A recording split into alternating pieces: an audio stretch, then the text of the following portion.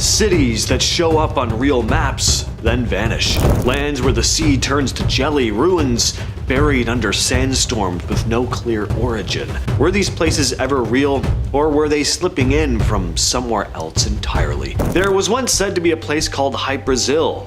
Was it just a sailor's tale, or could it have really existed? Well, let's talk about it. Well, Brazil appeared on real maps as early as 1325, usually west of Ireland. For centuries, cartographers kept including it under names like Brazil or O Brazil, and a number of sailors claimed to have seen it. In 1674, Captain John Nisbet reported sailing into thick fog and spotted a strange island. He and his crew described glowing buildings, strange beings, and a kind of advanced civilization unlike any they'd ever seen before. Another captain, Alexander Johnson, described a very similar story.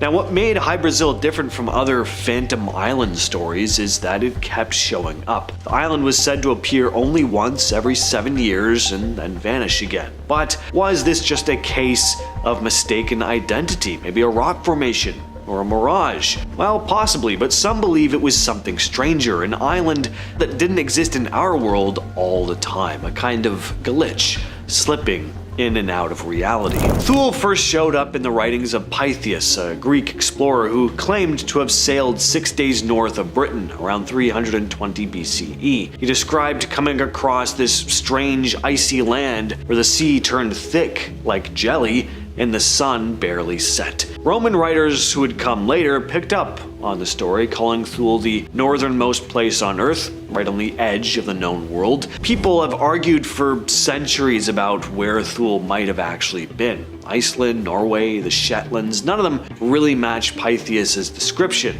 He was writing about this place where the sea, land, and air seemed to almost blur together, and where the people who lived there supposedly had incredible knowledge of the skies and seasons. In more modern times, and by that I mean the 20th century, the name Thule got roped into all these conspiratorial type theories and occult ideas, especially in Germany during the Nazi era, which added a lot of baggage, but long before that, it was known as this strange, unreal place. Did it ever really exist? It sounds incredibly far-fetched, but maybe Pytheas somehow came across a land that was never fully part of our world. Aram, or Aram of the Pillars, shows up in the Quran as a wealthy city built by the tribe of Ad. The people there were said to be arrogant and defiant and were wiped out by a massive sandstorm that buried the entire city. Western explorers became interested in Aram after British Army officer and archaeologist T.E. Lawrence called it the Atlantis of the Sands. That sounded pretty intriguing, so explorers started combing the Arabian desert to find it. They never did. But in the 90s, satellite images from NASA revealed ancient caravan routes in southern Oman. These led to a site called Ubar, where ruins of some sort of ancient fortress were found. Some thought that maybe this was Aram, but the scale and layout didn't quite live up to the grand city of towering pillars described in ancient texts. The mystery never quite got solved. There might still be pieces of this place under the dunes, but at this point we haven't found any solid evidence. Lyonesse was said to lie between Cornwall and the Isles of Scilly, a kingdom with cities, forests, and over 100 churches. As the story goes, though, the sea rose and engulfed the entire land. Only one man escaped, riding a white horse ahead of the flood. That story dates back to medieval times and shows up in Arthurian lore. People along the Cornish coast have passed down tales of hearing church bells coming up from the sea, especially after storms. Some claim to have seen spires or ruins under the water too, and interestingly, geologists have confirmed that parts of the seabed in that area at one time sat above water, but no actual ruins of a city have ever been found. The line between actual history and folklore here is blurry. It's possible that rising sea levels flooded some early settlements and that memory turned into legend. But Lyonesse isn't just remembered as a place that got swallowed by the sea. Some believe it still exists, just somewhere else. Another plane of existence, hence why some people say they can sometimes hear those phantom church bells drifting in from the water. Deep in the mountains of Patagonia, people once believed in a hidden city called the City of the Caesars. It was said to be full of gold and silver, with immortal light-skinned people who lived in total isolation from the rest of the world. Depending on the source, they were shipwrecked Spaniards, Inca priests, Jesuits, or possibly even descendants of Atlantis. Explorers searched for this place for centuries. Some returned with stories, of course, seeing towers shimmering in the distance. Could they have really seen something? Maybe. But these are also stories that may have been made up entirely or mirages. But the Spanish crown funded expeditions, hoping the legends were true. Over time, historians started to see the city as this mix of fantasy and misunderstood sightings in some remote, unfamiliar land. Still, the idea never fully faded. Some versions of the legend describe the city as hidden by more than just mountains, that it only reveals itself when it chooses to. Not metaphorically, actually literally. Like, it exists slightly out of sync with everything else and can only be seen at certain times or to certain people. In Aztec legend, Aztlan was the ancestral homeland, a mysterious island city surrounded by water, filled with temples, birds, and white stone buildings. The name translates to place of whiteness or place of herons. From there, the Mexica, who became the Aztecs, migrated south and eventually founded Tenochtitlan.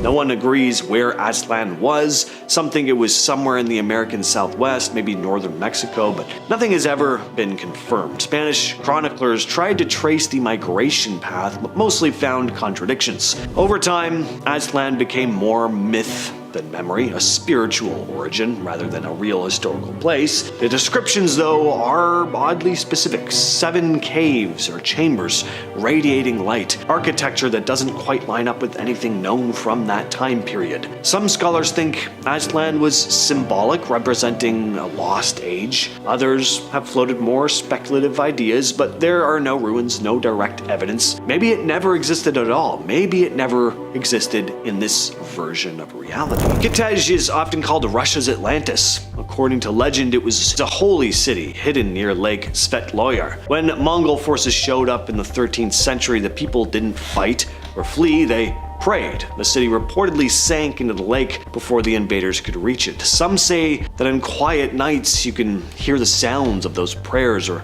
see faint domes under the water. Some believe the city didn't just sink, that instead it became invisible, protected by some divine power. Only people with pure hearts are said to be able to find it. No divers or archaeologists have found evidence of a submerged city, but the legend has lasted for centuries, blending orthodox spirituality with deep Russian folklore. Zanzibar shows up in early Islamic and Persian texts as a distant, powerful island deep in the Indian Ocean. It's described as being ruled by dark-skinned giants, sorcerers, and kings who lived for hundreds of years. There were tales of magical birds, unrottable ships made from black wood, and ancient wisdom passed down through the ages. Some scholars think Zanzibar was a kind of distorted version of real places, possibly Zanzibar or other Swahili settlements on the coast, but that doesn't explain the more fantastical parts, aside, of course, from them being pure exaggeration, but that's no fun to talk about. Some stories say the island moved. In some texts it's near Madagascar, and others it's closer to India or far out towards the southern seas. It was written about for centuries though, but no one ever claimed to have actually reached it.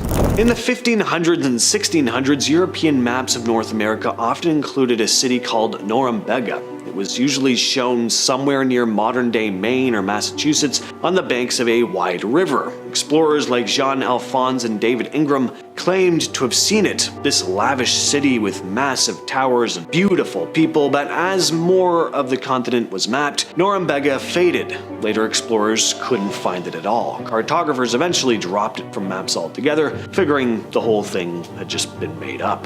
But it was hard for some to dismiss completely. Some believe the legend came from indigenous stories or sightings of real but misunderstood settlements. Others think it was wishful thinking from Europeans hoping to find another El Dorado. Shambhala is described in Tibetan writing as a hidden kingdom beyond the Himalayas, a peaceful land filled with advanced technology. Only those with the right karma are said to be able to find it. Even then, it's not always on this physical plane. The idea of Shambhala goes back over 1,000 years. Some writings say that it's a real place you can reach through hidden valleys or spiritual pathways. Others describe it as existing on another level of reality entirely. In the 20th century, Western explorers and mystics tried to find it. Even the Third Reich searched for what they believed was an ancient source of power that they could use for their nefarious purposes, but Shambhala isn't said to have sunk or been buried under the earth. It's said to be hidden by reality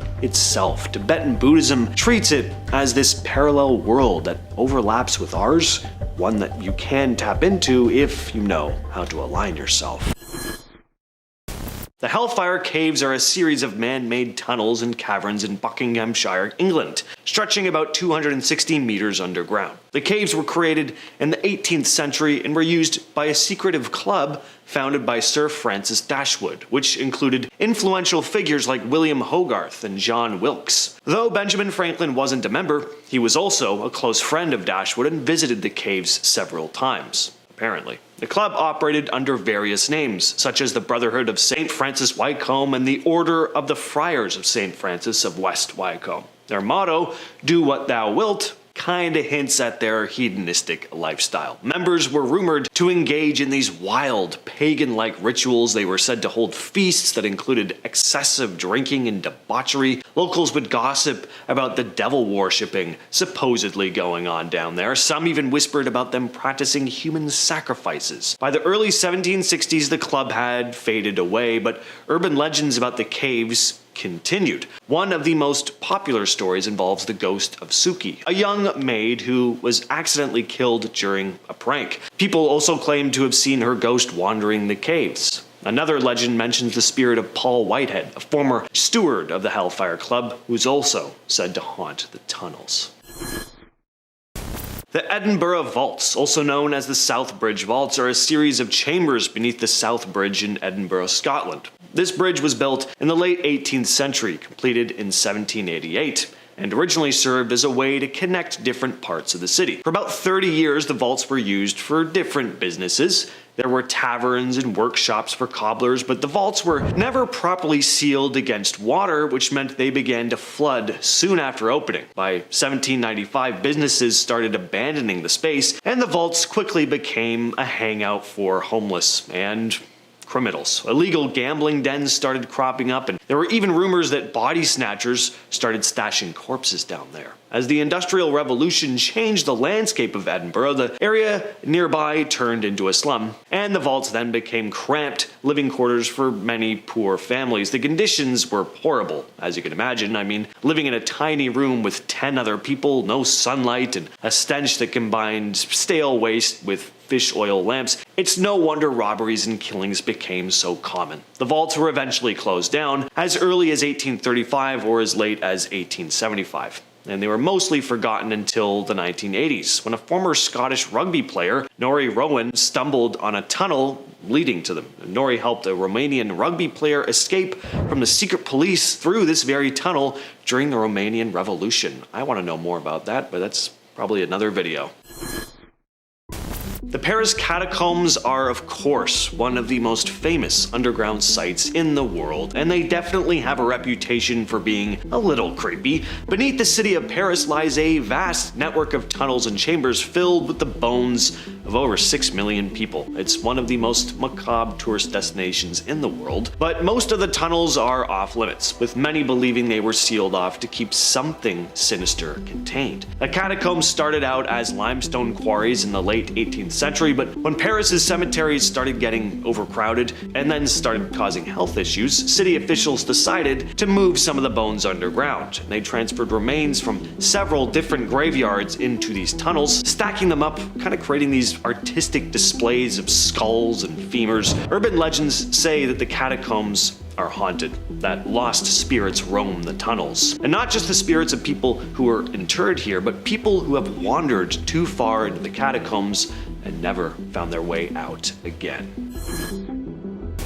Nushabad underground city, located near the town of Nushabad in Iran, is a site that dates back to the Sasanian area, around 5th century CE. It's a massive underground complex that stretches over 3 kilometers and is made of a series of tunnels, chambers, and passageways that were used for different purposes. There were living quarters, storage, and places of worship. The city was carved out of the soft volcanic rock, making it easier to create intricate designs and rooms. What's really intriguing is that Noshabad was built not just for shelter, but as a refuge from invaders. When threats loomed above ground, residents could escape into the subterranean labyrinth, which was cool and dark, perfect for hiding out. But here's where it gets a little creepy. Some say that the tunnels were also used to house prisoners, and that eerie happenings have been reported by those who've ventured down there. As the story goes, some believe that the spirits of those who were imprisoned still linger in the shadows. The Terracotta Army, discovered in 1974 by a group of farmers digging a well in China, is an incredible archaeological find and a source of some pretty spooky legends. The massive pit is filled with thousands of life-sized clay soldiers, horses, and chariots, all made over 2,000 years ago to protect the tomb of King Shi Huang, China's first emperor. The idea was that these clay warriors would accompany him into the afterlife and fend off any threats. And many scholars believe that the Terracotta Army was never meant to be seen by the living. For centuries, it was just a myth, hidden away beneath the earth. The emperor's followers worked for more than 36 years to create this elaborate tomb, and the fact that it was disturbed has led to tales about the massive underground tomb being haunted. After the discovery, things turned dark for the farmers. Apparently, their village was relocated due to the increased attention from archaeologists and tourists, and many of them faced hardships like illnesses and financial trouble. In the pits surrounding the warriors, skeletal remains were also found, including those of women who were thought to be the emperor's concubines for the afterlife. This has led to even more rumors about the site being cursed.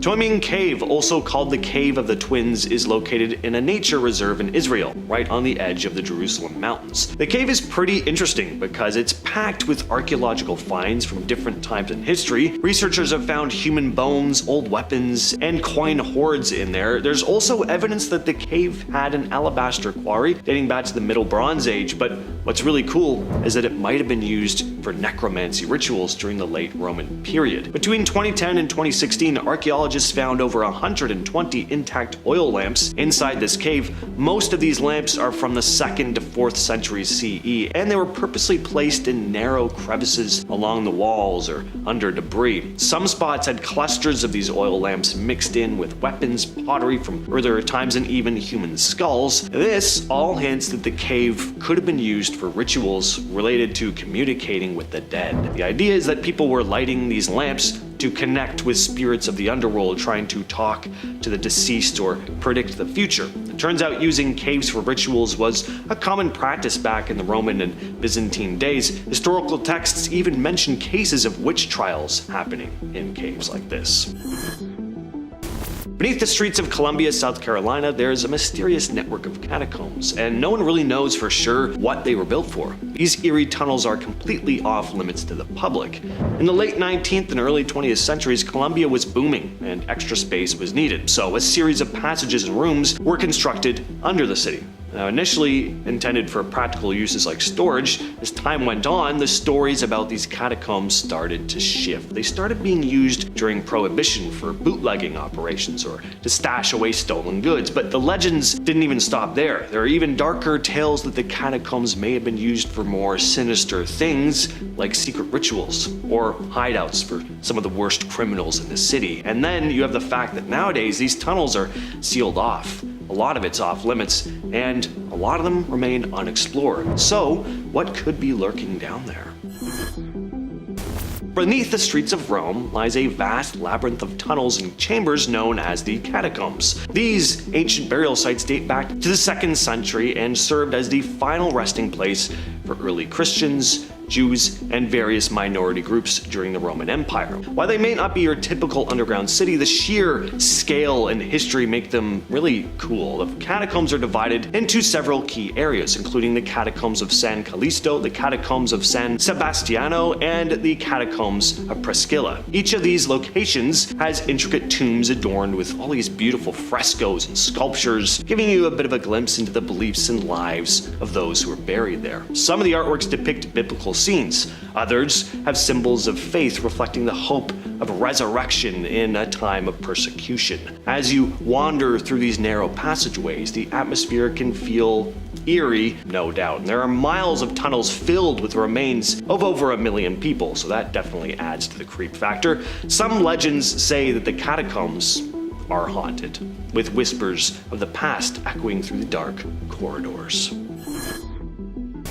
The Bach casemates in Luxembourg are the remnants of this massive fortress built in 693. Over the centuries, this place changed hands multiple times, and with each new ruler, there was some new flair. But it was the Spanish who really got the ball rolling in 1644 by transforming medieval cellars into fortified firearm emplacements. Then in the 1680s, a French engineer stepped in and supercharged the defenses. The Bach casemates became a labyrinth of tunnels over 131 feet deep, or 40 meters. The underground had stables, workshops, kitchens, bakeries. The place was impenetrable too. In 1794, it held off against a 7-month siege. By the late 1800s, though, peace needed to be made, so the Treaty of London led to the fortress's demolition. It took 16 years, but in the process they realized that they couldn't tear down the casemates without affecting the city above, so a section of these tunnels are still standing today.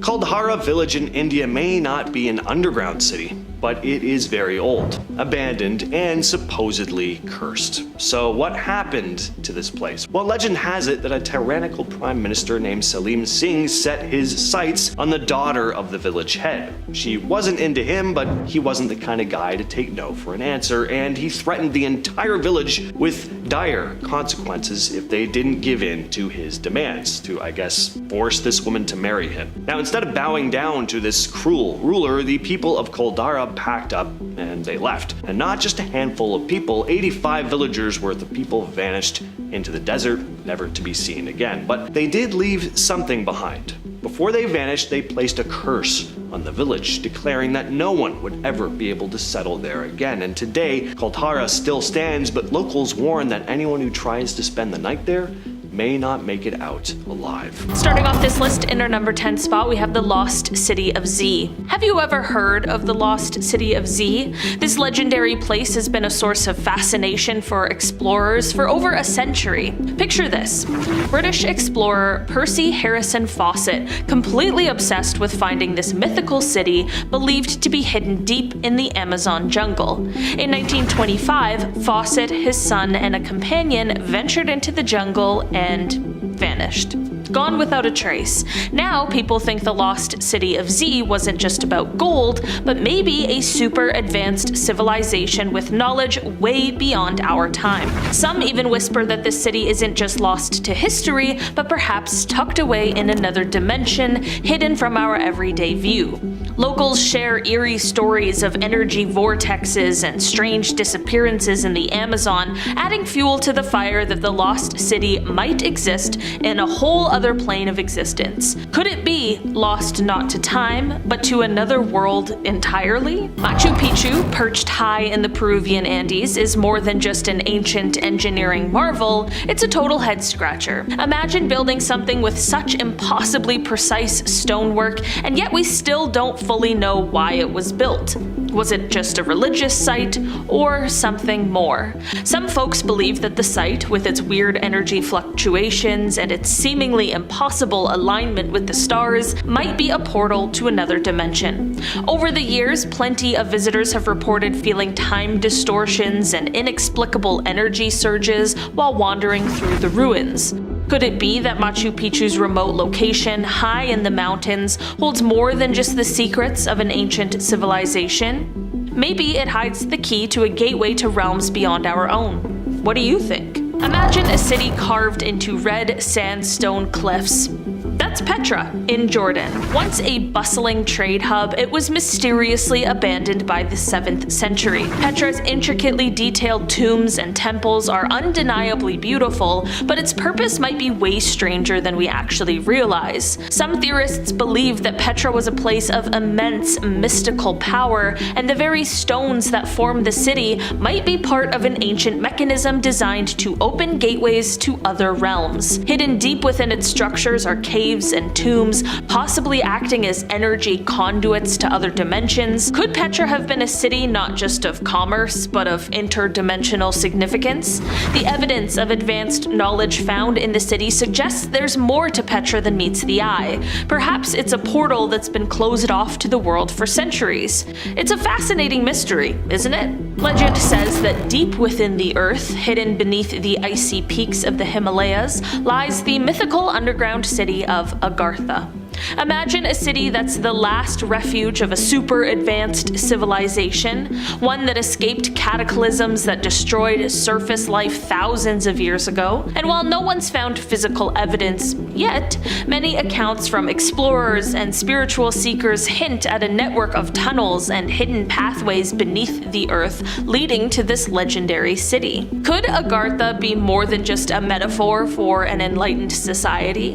Could it be a literal underground civilization existing on a different vibrational plane, accessible only to those who know the ancient secrets? Reports of strange mystical experiences in the Himalayas, from sudden shifts in time to mysterious lights, suggest that Agartha may be a gateway to alternate realities. It's a pretty wild idea, right? For centuries, the legend of El Dorado, the fabled city of gold, has lured adventurers deep into the jungles of South America. But what if El Dorado wasn't just a city of wealth, but a portal to another world? Some folks believe that El Dorado's allure wasn't just in its treasure, but in its connection to a highly advanced civilization that may have understood interdimensional travel. Hidden in the thick jungles, the city's precise location remains a mystery, but theories suggest it might exist in a dimension parallel to ours, revealed only to those who possess the right knowledge. The countless expeditions that have vanished without a trace could be due to the city's potential to exist in another realm entirely, a place of hidden knowledge that has been kept secret for millennia. What if all those explorers stumbled into another dimension? Nan Madol, an ancient city built on artificial islands in the middle of a lagoon off the coast of Pompeii, is one of the most mysterious archaeological sites in the entire world. With over 90 islets connected by canals, it's often called the Venice of the Pacific.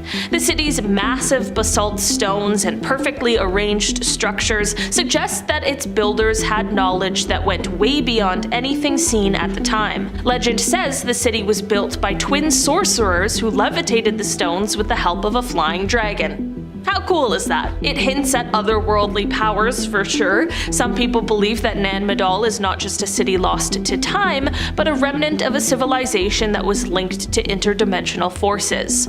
Could it be that Nan Madol is a gateway, one that has been hidden beneath the sea, waiting for the right moment to reveal itself? The largest religious monument in the world, it is not just an architectural marvel, it is a cosmic puzzle. This stunning temple complex, built way back in the 12th century, aligns perfectly with celestial bodies. It makes you wonder if it was designed as a gateway to the heavens, or even a doorway to another dimension. Researchers have long speculated that Angkor Wat wasn't merely a temple to honor Hindu gods, but a metaphysical portal built with advanced knowledge of astronomy and geometry. Its intricate layout and mysterious carvings hint at something far beyond earthly worship, perhaps a means to connect with other realms. The temple's alignment with the stars, especially the constellation of Orion, strengthens the theory that the Khmer Empire may have understood cosmic forces and used them to access higher planes of existence. Could the temple have been a physical bridge to another world?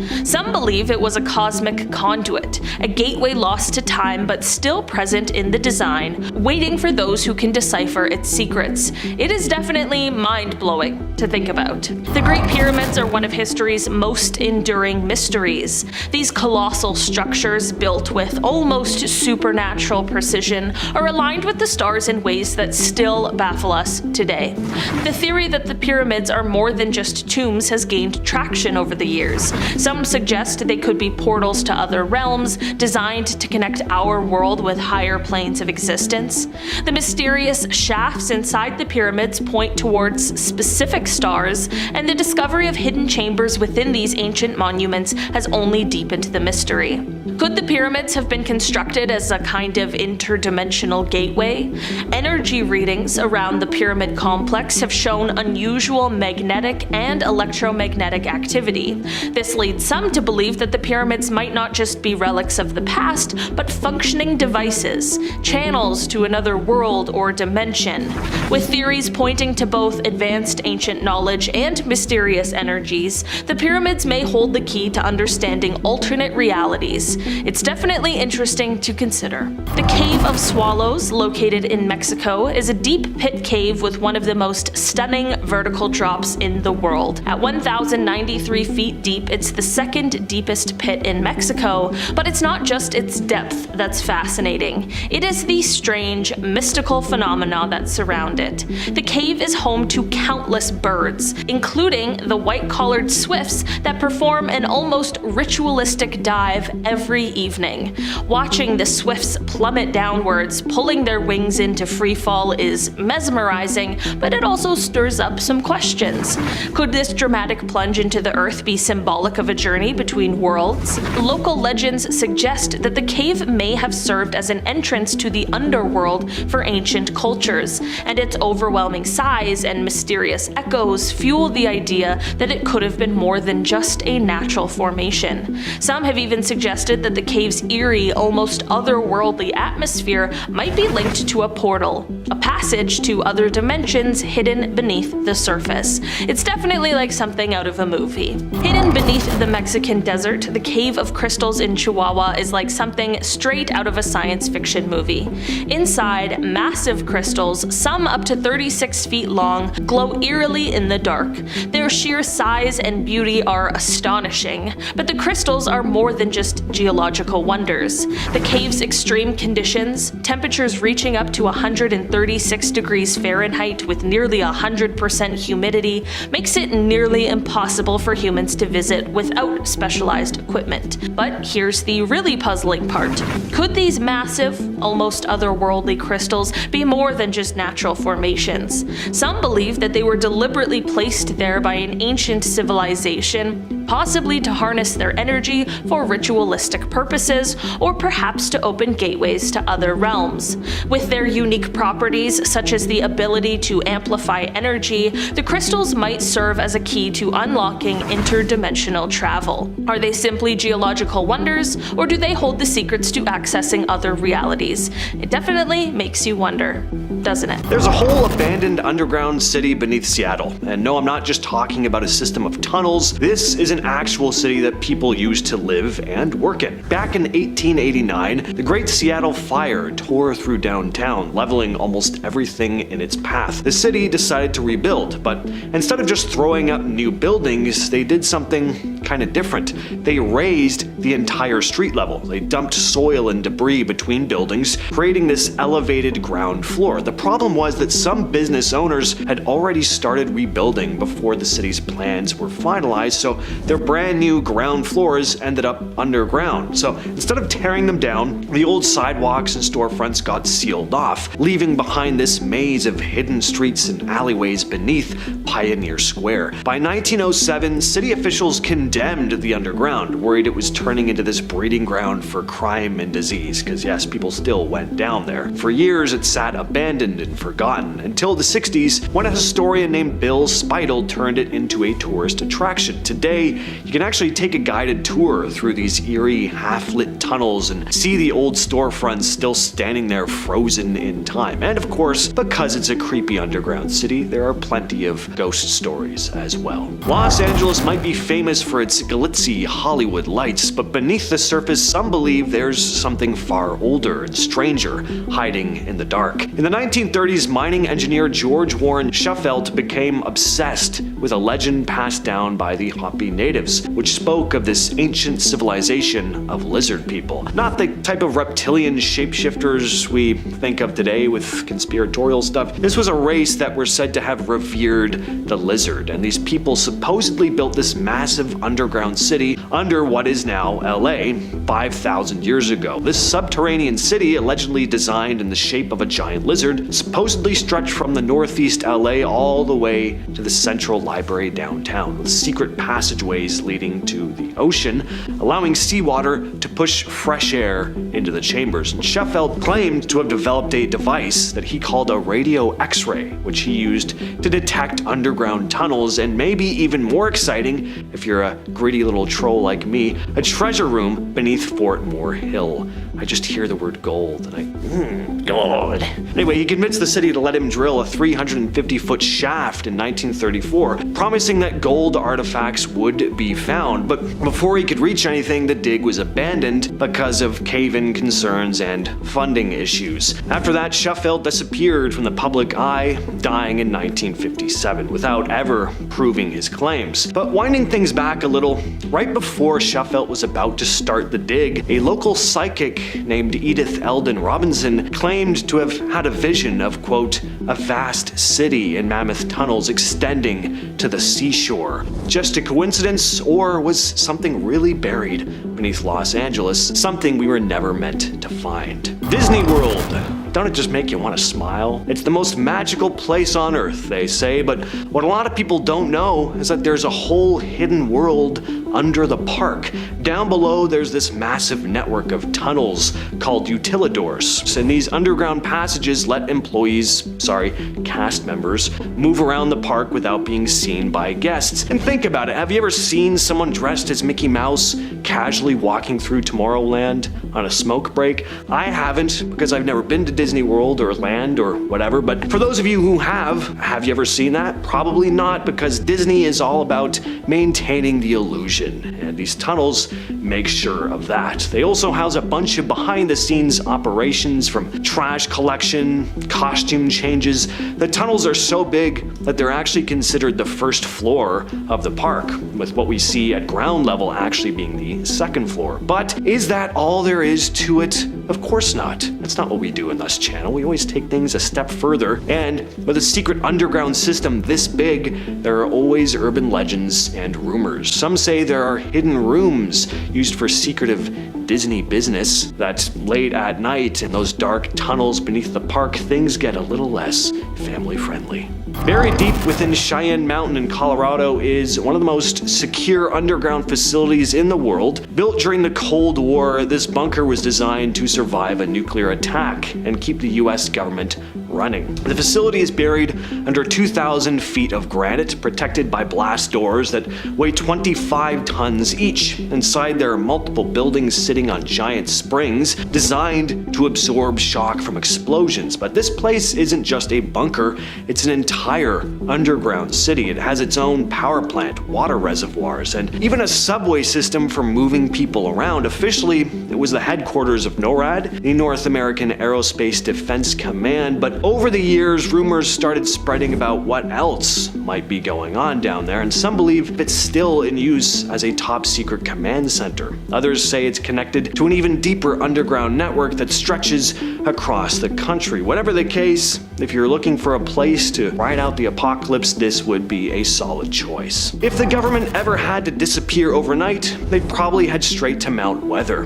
This underground city, found in Virginia's Blue Ridge Mountains, is one of the most classified government facilities in America, originally built during the Cold War as a nuclear bunker. It's meant to house top government officials in case of an emergency, and again, this place is a full-on underground metropolis. It has office buildings, a hospital, a fire department, even its own zip code. So if you're not in the government's VIP list though, then you suck, and you'll probably never see it in person. The entire site is heavily guarded too, and whatever happens inside is classified. The conspiracy crowd, of course, has some wild theories about mild weather.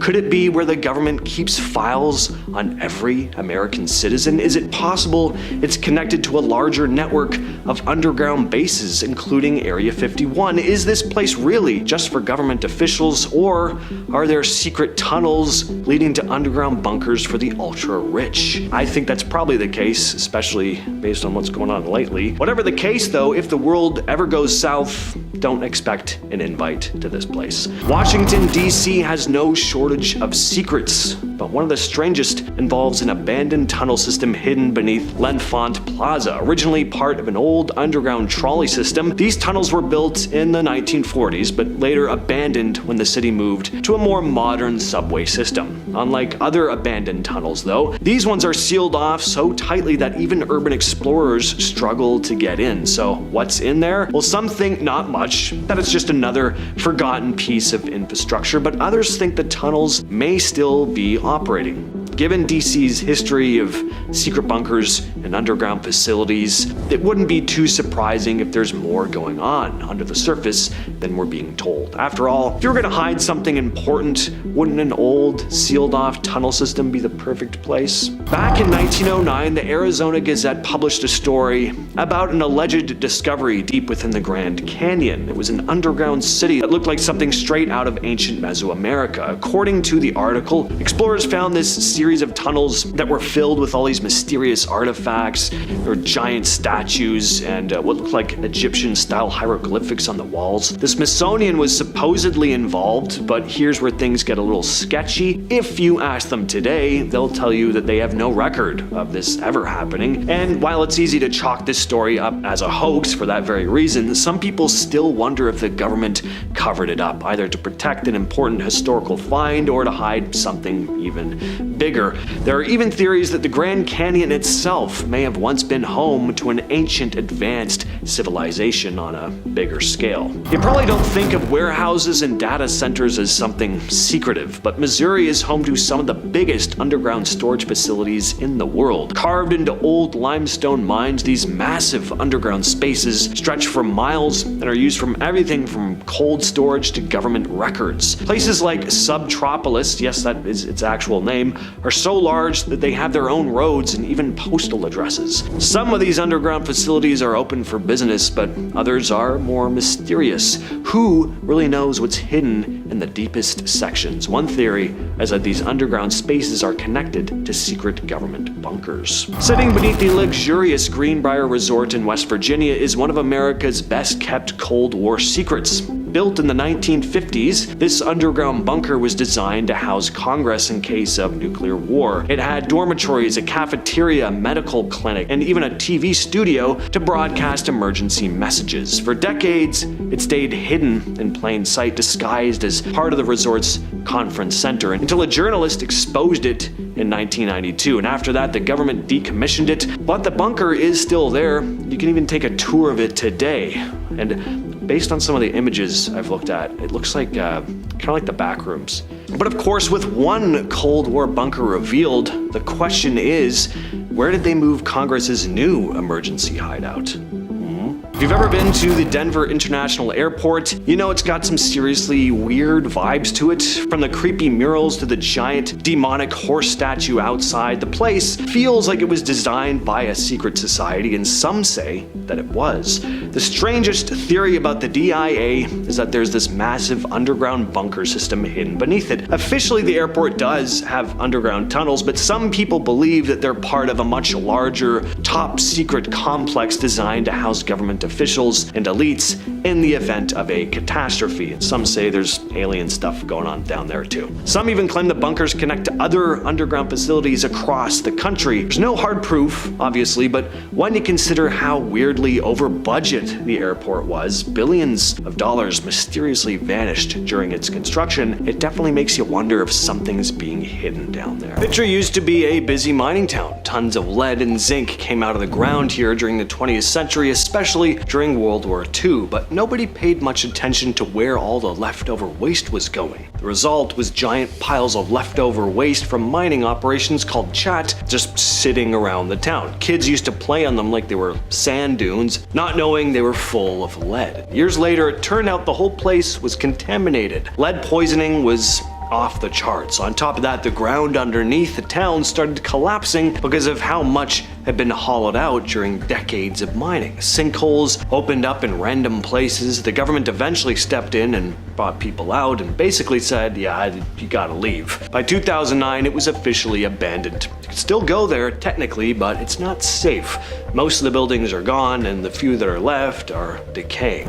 Kayaköy sits on a hillside in southwest Turkey. At first glance, it looks like an old ruined village, but it wasn't abandoned because of some natural disaster, it was politics. Kayaköy was a Greek village for hundreds of years, until the population exchange between Greece and Turkey in 1923. Basically, both countries decided to swap out entire communities based on their religion. Christians from Turkey were sent to Greece, and Muslims from Greece were sent to Turkey. The Greek families in Kayaköy were forced to leave, and even though new settlers were supposed to take their place, most never did. So the houses were left empty, and over time the place just fell apart. Now it's a full-on ghost village with hundreds of stone houses and a couple of churches, and they're all crumbling. What makes it dangerous today is the condition of these buildings. They're old, unstable, and parts of the town have been hit by earthquakes over the years. Some people go there to explore, but climbing around the ruins isn't exactly safe.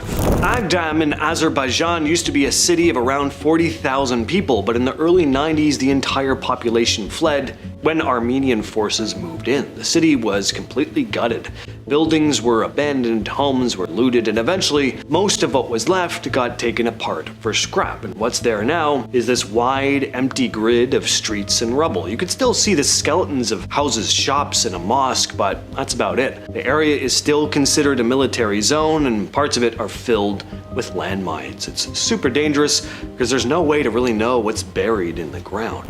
Wittenoom was a mining town in Australia that popped up in the 1940s to support a blue asbestos mine. At the time, no one really understood how deadly asbestos was, so workers were inhaling the fibers, families were living right next to the mine, and kids were playing in dust piles. It was just everywhere. By the 60s, people started getting sick, really sick. The air in Wittenoom turned out to be toxic, and the government eventually shut everything down, but even after the mine closed, some people refused to leave. That changed when authorities cut off the power and water and stopped maintaining the roads, and they actually removed Wittenoom from official maps. The whole place was delisted as a town, and today it's surrounded by warning signs, and the contamination is still a huge problem. Asbestos doesn't really just go away, and the fibers are still in the soil and dust. Just walking around there can be dangerous if the wind kicks up.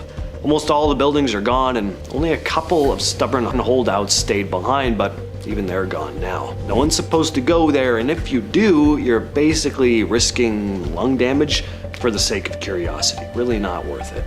Heraclinium was buried almost instantly when Mount Vesuvius erupted in 79 AD. It was the same eruption that destroyed Pompeii, but Heraclinium actually got it worse in some ways. Instead of just ash, it got hit by a wave of volcanic mud and toxic gas that moved so fast people didn't even have time to react. The whole town got sealed under something like 60 feet of it. That's actually what preserved it so well though. Buildings, furniture, wooden doors, and food, but that doesn't mean it's safe. The ruins are incredibly fragile. Buildings look solid, but they're really not. Parts of the site are still being excavated, and some areas are off limits because of how unstable they are. And here's the big issue, Vesuvius is still an active volcano. Over 3 million people live around it today. Scientists have no way to predict when it'll erupt again, so yeah, the ancient city might be partially open to the public, but still sitting next to a ticking time bomb.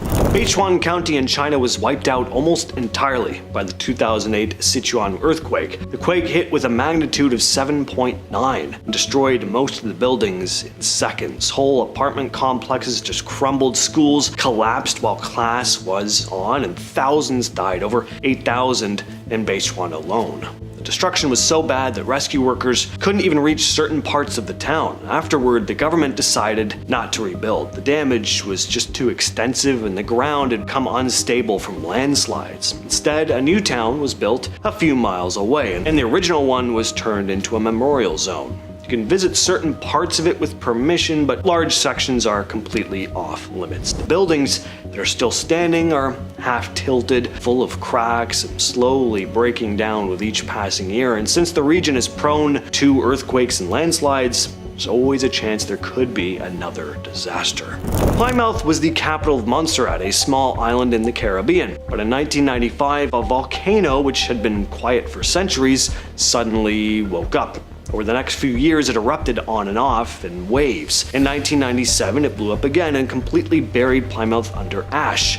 Some areas were hit with material over 30 feet deep. The whole southern half of the island was evacuated and declared an exclusion zone. The thing is, the volcano didn't stop. It is still considered active. Buildings are still standing in some areas, but they're buried up to their rooftops or split in half from lava and ash. You can also see traffic lights poking out of the ground. No one lives there, and no one's allowed to go back permanently. Occasionally, researchers will go in with permission, but that's about it. The entire area is under strict control because the volcano could erupt again with very little warning.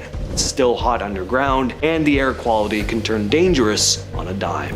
This next city has got to be one of the most bizarre I've ever heard of. This is the story of a car company who decided to build a town in the middle of the Amazon, Fordlandia. In the 1920s, Henry Ford wanted to control his own rubber supply, so he bought a massive chunk of land in Brazil and started building an American-style town, complete with white picket fences, soda fountains, and there were also these strange rules about what people were allowed to eat and wear. Yeah, this didn't work. The locals didn't want to live like Americans, and the rubber trees didn't really grow like crops. See, they packed them too close together, and that made them a breeding ground for pests and disease. Everything that could go wrong, it did go wrong, and the whole project started to fall apart. Eventually, Ford gave up, and the place was abandoned. For a long time, there were only about 90 people holding out here, but as of 2017, actually, that number's grown to 3,000. People who'd been looking for places to live decided to go back into the town. But it's just not run by Ford anymore. Up next, we have this place. You're gonna have to put it in the text below. There's no way I'm not completely butchering that name. Anyway, this town was swallowed by a volcano. It was in 1943 when a farmer was working his fields that the ground cracked open and started spewing smoke and ash. In days, a brand new volcano had formed and started growing. Over the next few years, lava flows buried everything around it, including the town. Most of it disappeared, but one part weirdly survived, the top of the church. You can still see it today, half buried in solid lava, just the bell tower and part of the sanctuary sticking out. That's basically the only sign that there was ever a town here in the first place. Everyone was evacuated back when it all started, and no one came back. Not just because their homes were gone, but because the land was unstable for years. The volcano eventually stopped erupting, but the ground is still jagged and tough to walk through. It's also surrounded by wilderness, so it's not an easy place to get to. People visit the church sometimes, but it's not some cleaned up touristy site. The area isn't active anymore, technically, but it's still volcanic land, which means unpredictable things can and do happen out there. And finally, we have Katowice, a mining town built in World War II deep in Siberia. It was cold, isolated, and pretty much existed for one reason: coal. It had schools, apartment buildings, a movie theater, the basics, but when the Soviet Union collapsed in the early 90s, so did demand for coal from this kind of remote spot. Then in 1996, there was a deadly explosion in one of the mines, and that was the final straw. The government shut everything down and paid off the remaining people living there to leave, and what's left is a full town just without any people, sitting out in the freezing wind. People do sneak in for the thrill of it, but it is risky. It's not just the cold that makes this place dangerous. With no maintenance for 30 years, everything is rotting or rusting, floors could collapse, staircases could break under your feet, and wild animals roam around too. There's no one guarding the place, but that also means there's no help if something goes wrong. It's been called the Atlantis of the Sahara, an oasis city that appears in medieval texts but disappears from every map. Zerzura was first mentioned in Arab texts as a white city west of the Nile, said to be filled with treasures, strange architecture, and even magical guardians. European explorers in the early 20th century launched expeditions to find it, and some claimed they did, but here's the twist. The Egyptian military now strictly controls large parts of the desert where Zerzura was supposedly located. Satellite imagery has picked up curious formations near the Gilf Kabir Plateau where ancient tracks seem to lead to nowhere. Some believe the ruins are there, but access to this region is tightly restricted. The mystery of Zerzura remains off-limits and highly classified. A massive underground network was discovered beneath Abu Sir pyramids, but no one is allowed to enter. In the 1990s, Egyptian archaeologist Dr. Zahai Hawass confirmed the existence of tunnels beneath the ancient site of Abu Sir. These tunnels lead to chambers far underground, some filled with water, others completely sealed, and local legends say a lost city once stood here, later swallowed by sand and time. When a team attempted to explore deeper with advanced tech, they were suddenly shut down by Egypt's Supreme Council of Antiquities. No official reason was given, but whispers of dangerous air quality, unexplained deaths, and unstable structures started to circulate. Whatever lies beneath Abu Sir is there to stay, at least for now. This entire city was lost for over 1,000 years until it was discovered under the sea and instantly restricted. Heraklion was once one of Egypt's grandest port cities. It was the gateway between the Nile and the Mediterranean, filled with temples, palaces, and statues that rivaled Thebes. But in the 2nd century BC, it sank into the sea, literally. In 2000, French archaeologist Frank Gaudio rediscovered Heraklion under 30 feet of water off the coast of Alexandria. What followed was a massive recovery effort, but only parts of the city have been explored. Why? Because the site is now patrolled by the Egyptian Navy. Military presence and murky restrictions have kept researchers from accessing deeper ruins. Some believe there's a temple buried in the silt that contains forbidden knowledge or sacred texts, but unless the government lifts its hold, those secrets will stay sunken. It's one of the most ominous pyramids in Egypt, and the strange ruins around it are completely locked down. The Black Period of Amenemhat III, located in Dashur, is rarely talked about. Why? Because the surrounding settlement, believed to have once housed thousands of workers and priests, has been completely fenced off for decades. Local accounts describe deep shafts and strange inscriptions that don't match other Egyptian writings. Researchers have reported bizarre magnetic anomalies in the area, and rumors say multiple archaeological teams have gone in and never published their findings. The site is under government watch and no further digs are allowed. Some claim it's due to safety, and others whisper it's because what was found shouldn't have been.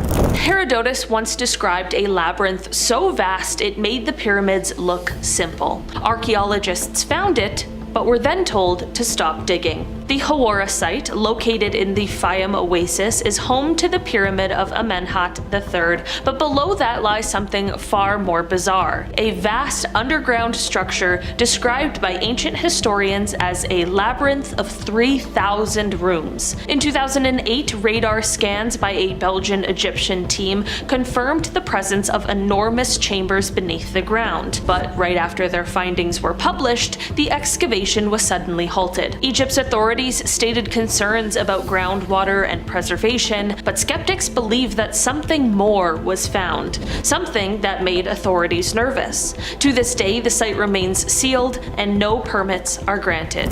In the middle of nowhere, satellite images picked up what looked like ruins. Then the military moved in. Bir Qasaiba lies deep in the western desert near Egypt's border with Sudan. In 2010, remote sensing archaeologists discovered strange stone formations that looked like streets, homes, and even temple foundations. But before excavations could begin, the Egyptian military took control of the area. They claimed that the site was in a sensitive border zone, but the local tribes say the ruins have always been considered cursed. Some even speak of ancient lights in the sky and how travelers who stayed overnight there never came back the same. No one is allowed in, and no research is allowed out. You may recognize the name from Indiana Jones, but the real city of Tanis holds secrets no movie could explain. Once a mighty capital of Egypt's 21st and 22nd dynasties, Tanis was home to massive temples,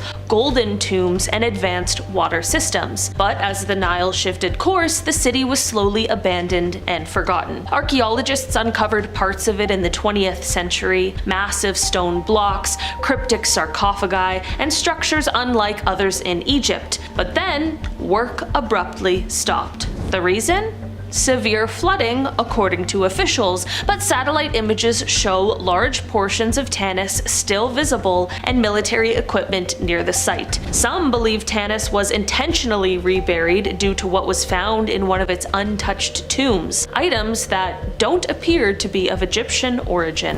For years, rumors swirled of chambers beneath the Sphinx. Then, someone found them, and the Egyptian government said nothing. In 1999, British explorer Andrew Collins uncovered what appeared to be an entrance to a cave system near the Sphinx at Giza. This lined up with ancient writings that spoke of a hall of records buried near the monument. Collins' team, using ground-penetrating radar, found deep voids stretching beneath the plateau, but shortly after their discovery, Egyptian officials locked down the site and denied any significance. The caves still haven't been fully mapped. Some claim the chambers hold scrolls from a lost civilization. Others say what's down there is too dangerous or too world-shaking to ever reveal.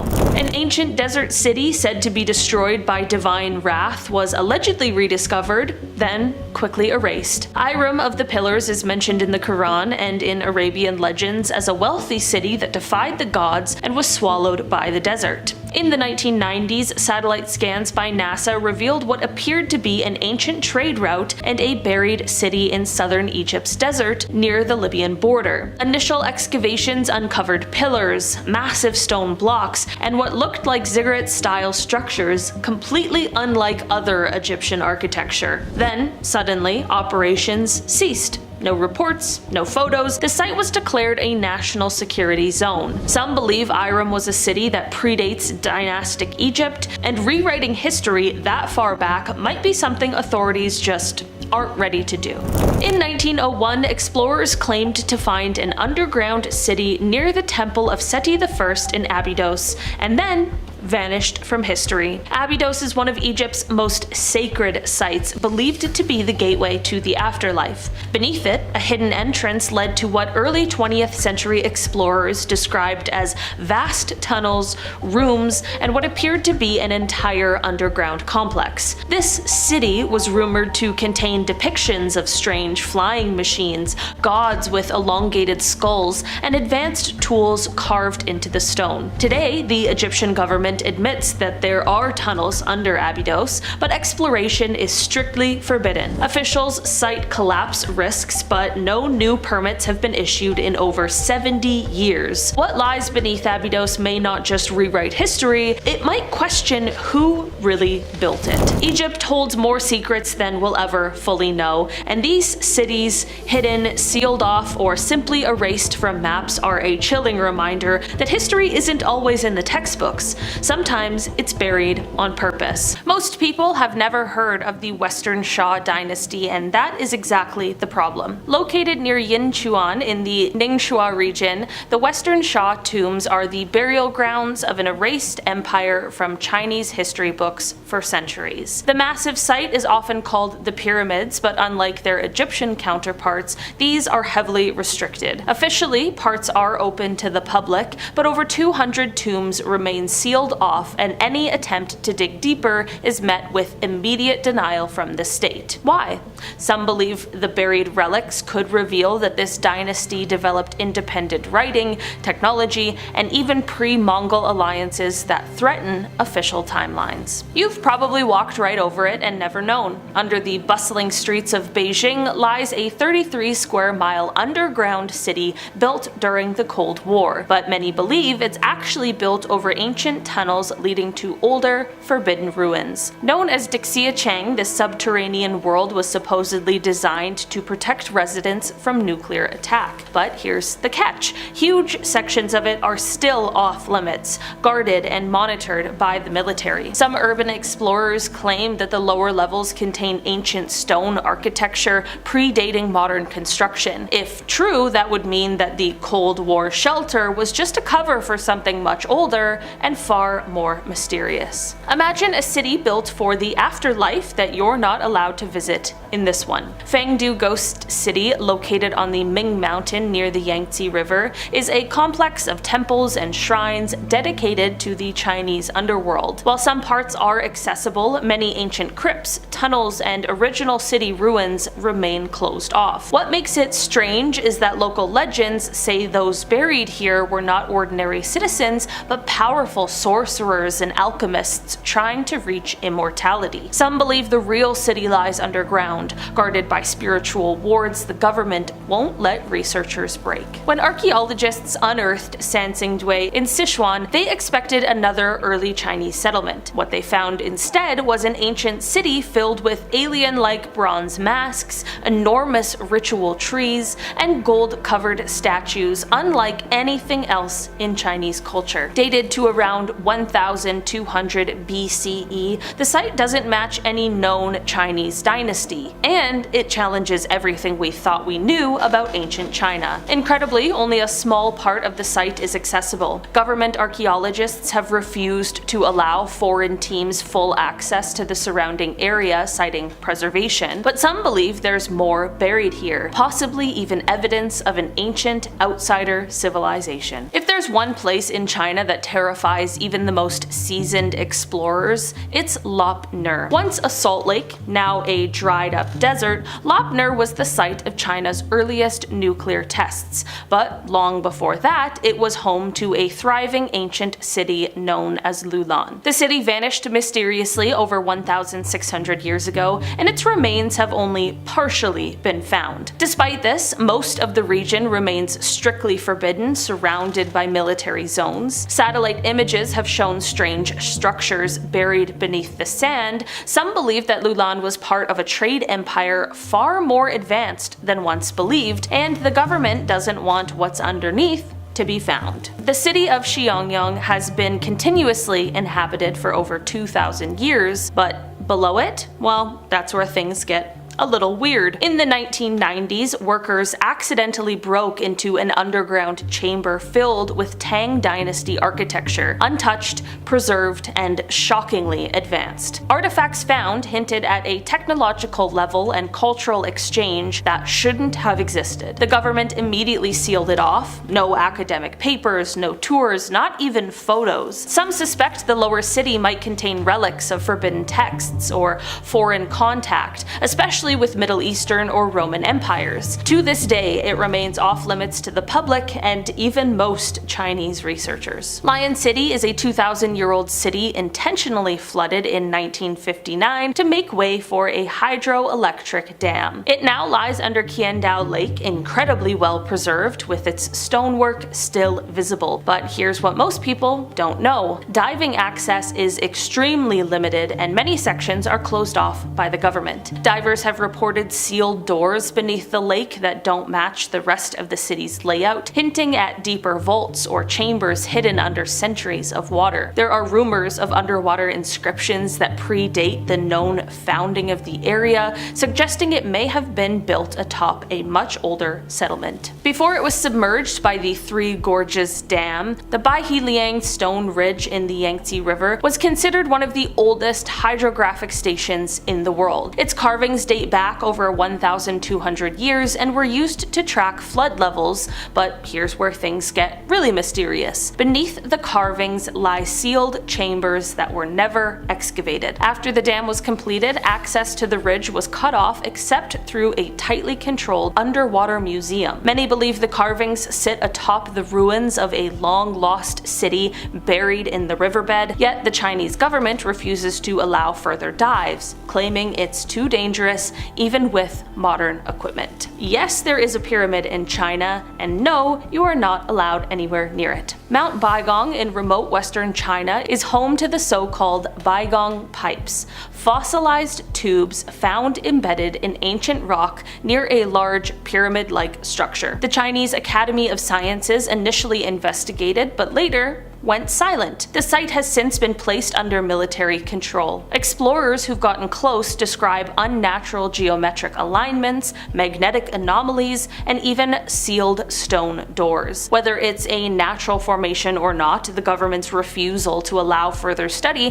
has only deepened the mystery. Some even suggest this could be a remnant of pre-human or extraterrestrial architecture. Jiahu is famous for the world's oldest playable instruments, bone flutes over 9,000 years old, which is just hard to comprehend, but what's lesser known is that a huge portion of the site is still under wraps. Why? Some archaeologists believe it shows signs of proto-writing, complex alcohol fermentation, and even early astronomical alignment, thousands of years before the Shang dynasty. Despite its significance, only part of the site has been studied, and access to the deeper chambers has been reportedly denied. What lies beneath Jiahu could rewrite early human history, but for now, it remains buried and guarded. First on the list we have Demon's Alley, a mysterious ghost town in New Jersey. The alley is made up of a handful of abandoned houses located off Route 23 in West Milford. Although there is no official record as to why the homes, which have been around since before anyone can remember, were abandoned in the first place, there are many theories that have speculated the cause. The most popular of which tells the story of a seemingly regular man who moved into the neighborhood, after which strange things began to happen. It appears as though this normal man was actually the leader of a large, very sinister cult. A fact which of course was unbeknownst to his neighbors, who upon receiving an invitation to the man's home, happily obliged. It is said that once all of the members of the neighborhood had finally arrived, they were trapped inside to endure nothing short of a horrific tragedy, as members of the man's cult emerged from the shadows and massacred every last one. Our next town is the infamous Roanoke, and unlike Demon Alley, whose residents disappeared without a trace, the story of Roanoke is just slightly more bizarre, as an entire colony, including all of their homes and belongings, are said to disappeared. If you're a horror buff, you might recognize the name from season 6 of American Horror Story, which depicts the town in all its dark and gory glory, but again, that's a TV show, so let's get down to the facts. Roanoke, also known as the town that never was located in what's now known as Dare County in North Carolina. There is much more mystery than information surrounding the disappearance, but it is said that John White, an English artist, discovered the town around 1585, after which he returned back to England. In 1590, however, he made his way back to Roanoke to visit the locals whom he'd befriended on his first voyage, but was absolutely shocked when, upon his arrival, he found the town completely abandoned. Even the houses had disappeared, and in their place, a barrier fort was placed. And one word, Croatoan, was carved into a wooden post. Next up we have Pine Point, located in the Northwest Territories in Canada. The small lead and zinc mining town that completely vanished in the 1980s, just 25 years after it was originally established in the 1960s. The town came to be as a result of a joint venture between the Government of Canada and the Cominco Mining Company, and was fully equipped with schools and small town businesses. When the Cominco mine officially shut its doors in 1988, the town's erasure began. As buildings were knocked down, residents quickly evacuated until there was nothing left more than the shell of a thing that once was. Now, I can understand Cominco deciding to end its involvement in the town. Perhaps the mines ran out of their precious lead or zinc. Perhaps the mines ran out of their precious lead or zinc that had led to the town's creation in the first place. But to begin knocking down buildings and pushing the town into a void of non-existence? Call me a cynic, but I think there's something more to it. Alright, for this next one, we might be veering slightly off the rails, but bear with me as we discuss the United Kingdom of Torrid. Was it a town that vanished? One that never existed at all? Or perhaps maybe one that did exist or does exist, but in a universe entirely separate from our own? The story begins in July of 1954 in a Japanese airport when a real man by the name of John Allen Kucher-Zergus presented a passport in which the agent at the desk had never seen before. In fact, no one had ever seen it before, as the passport had been issued by the United Kingdom of Torrid, which as far as we know doesn't exist. You're probably thinking he was thrown out of the airport and never made his flight, but the strange part is that he had actually just gotten off a flight, his passport having been stamped and checked multiple times before boarding. So what was going on? When questioned, the man insisted that the United Kingdom of Torrid was in fact a real place and demanded someone bring him a map so he could provide some much needed education to the agents. Upon seeing the map, however, he became angry. He pointed to an area on the border between France and Madrid and asked why they would have provided him with a fake map. Police decided it would be best to question the man, and so they put him up in a hotel for the night with the hopes of doing so the next day, his room guarded by 2 officers. However, the next morning, the room was completely empty. The man had vanished along with his passport and any trace of the unknown country. Some people believe this story, the presence of the man and the existence of a legitimate passport issued by what appeared to be a legitimate government, is proof of a parallel universe. But what do you guys think? Share it in the comments and I'll take a look. And next on the list, we have Villa Epicuan in Argentina, a small village on a lake just 6 hours away from the capital,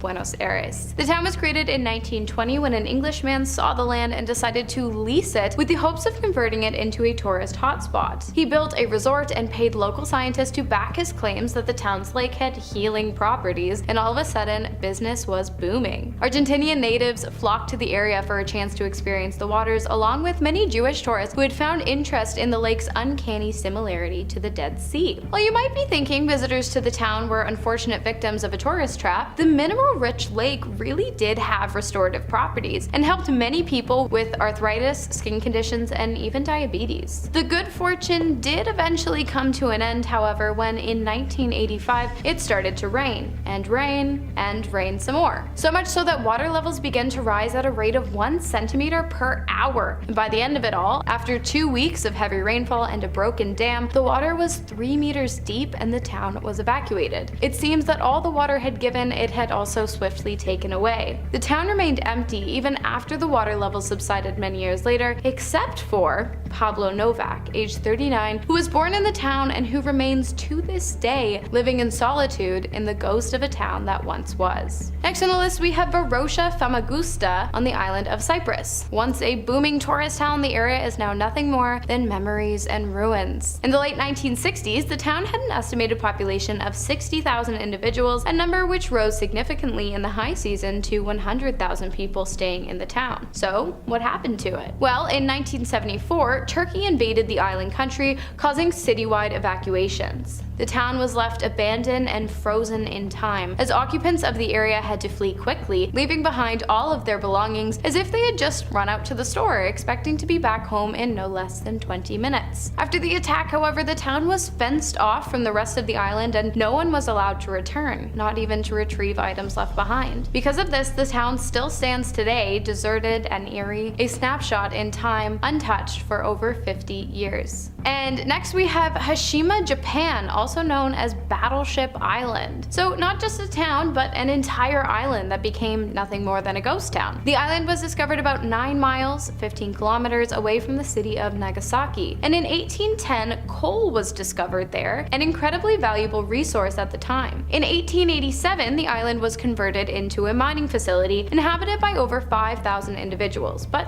that didn't last long, as in 1974, petroleum was becoming the preferred power product, and so with coal becoming assumingly obsolete, the mining facility was shut down. Because the mine was the island's only source of infrastructure, its foreclosure led to the departure of the entirety of the town's inhabitants. Today, the island, with its gray buildings and concrete moat, stands abandoned in the sea, closely resembling some kind of island battleship hybrid, hence its fitting nickname, Battleship Island. Next up, we have Bodie, California, another town frozen in time. In 1877, Bodie and its massive gold mine became the place to be for those hoping to make it rich, which honestly was not a bad move, as the town did produce more than $38 million worth of gold and silver during its approximately 5-year run. When the town was no longer lucrative, the residents began to slowly depart, moving on to bigger and better financial opportunities. By 1915, the area was considered a literal ghost town, believed to be haunted by past members of the community. Today, it stands abandoned, with stores and homes fully stocked and forgotten, a symbol of the late 1980s American history. Starting off our top 2, we have Centralia, Pennsylvania, aka the town on fire. The town was abandoned in 1982, 20 years after an underground fire had broken out in one of the coal mines that ran beneath it. A fire that still burns to this day. Of course, as you can imagine, living in a town that is essentially burning from the ground up is not ideal, but for some reason no major concern was raised until 1979, when a local gas station owner noticed that the temperature of the gas being stored in underground tanks had reached a temperature of 77 degrees Celsius, 172 degrees Fahrenheit. And even still, little movement was made out of the town at this time. It wasn't until 1982, when a sinkhole opened up in a local resident's backyard, that people started to realize the true gravity of the situation. Not only did a young boy fall into the sinkhole, which he did survive by the way, the massive opening in the earth was spewing out lethal amounts of carbon monoxide gas. It was, finally, at this point that Congress voted to fund the relocation of all the townspeople. But believe it or not, underground fires, possible gas explosions, and lethal exposure still wasn't enough to convince some of the residents to leave their home, meaning there are still an incredibly stubborn few who still reside in Centralia to this day. That's wild. And finally, because I appreciate you all so much, we've got a 3-for-1. The disappearance of Louisiana towns Ruddock, Wangram, and Frenier in 1915. The trio, located on the southwest edge of Lake Pontchartrain, were major hotspots of immigration for German cabbage farmers, if you can believe it. The towns met their end on September 19th when a massive hurricane moved in from the Caribbean with surges of 13 feet and 125-mile-per-hour winds. On that day, the towns were completely washed away and over 300 lives were lost. While this is tragic, it's also scientifically explainable. But what isn't is the way that the storm and the many fatalities had been foretold. Records of the town, corresponding with records of voodoo priestesses, recall a woman by the name of Julia Brown, who served as a local healer. She was also quite the entertainer, spending her evenings sitting on her front porch, playing her guitar and singing made-up songs. But as she neared the end of her life, things began to take a sinister turn. Songs which once illustrated beauty and joy had been replaced by a tune of warning, as the woman sang that one day she would die and everything would die with her. Eventually, Julia did pass, and her funeral was held on October 2nd of 1915, the very day the storm rolled into town. Kicking off our list at number 10.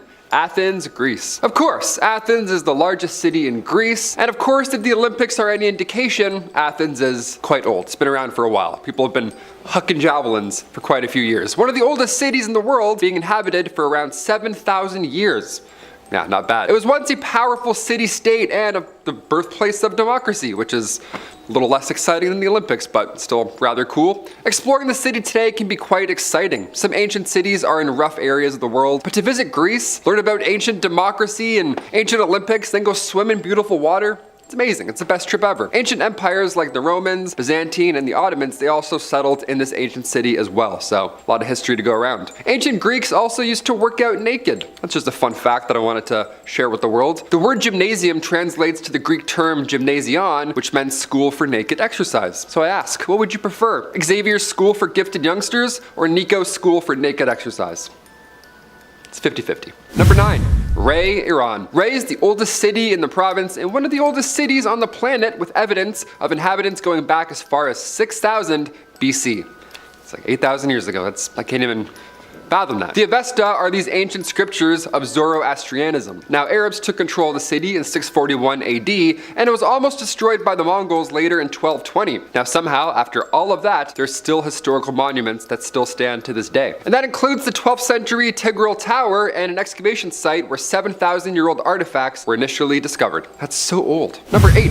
Fayum, Egypt. We kicked our list off with ancient Greece, so it's only a matter of time before we get into some ancient Egyptian goodness. The oldest city in Egypt, and one of the oldest in Africa, is the city Fayum. Fayum was founded around 4000 BC, and it's located 62 miles southwest of Cairo. Now, Fayum is in a historical spot. It's located in an area that was once the ancient city of Crocodilopolis, whose inhabitants once worshipped a sacred crocodile named Pashukos. How amazing is that? I feel like the pyramids and the tombs in Cairo are all the talk, but Fayum?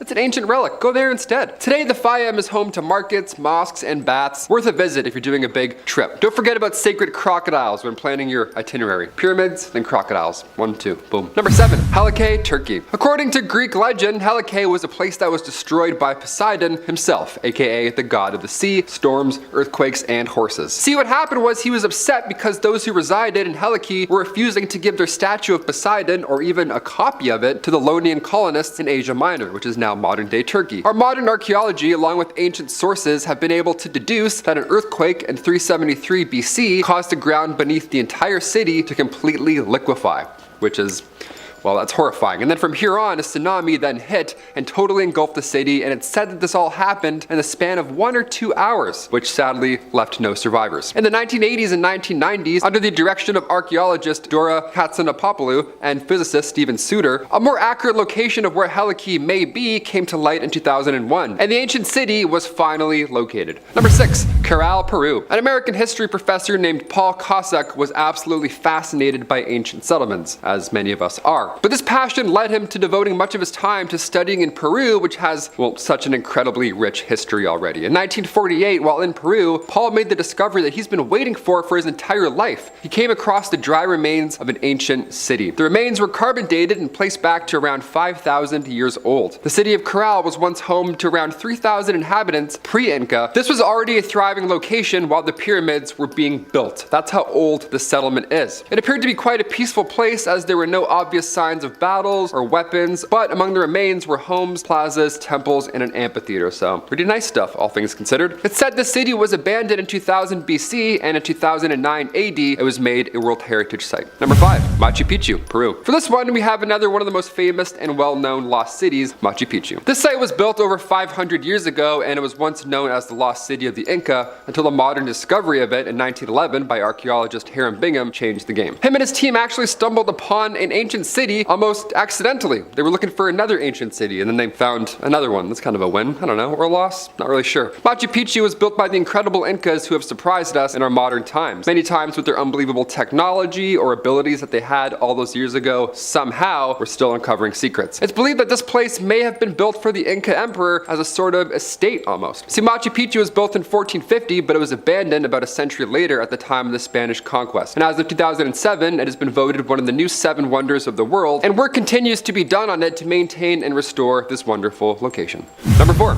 Pompeii, Italy. One of the most famous lost cities of all time, the Roman city of Pompeii, was sadly destroyed in 79 AD when the eruption of Mount Vesuvius just went off, and then volcanic ash was then strewn about the city. It's horrible. It's one of the worst things I can think of. Fast forward all the way to 1748 when the Duke of Naples had a summer palace built just 24 kilometers south of Naples on Italy's west coast. Through the construction, as those working on the palace began to dig, they started to come across buildings and streets, and from here on, once news spread, people began to flock into the area, and it was realized what had been uncovered was a lost city, the lost city of Pompeii. Again, you just find an entire city, like, hey, I found a road under here. What's this about? Fascinating. Throughout the Victorian times, people would come and see as more of this town was uncovered, and eventually they found an amphitheater, a forum, houses, and shops. Everything you'd expect a town to have, really. This one was just, covered in hot lava, so untouched for a little bit. Number 3.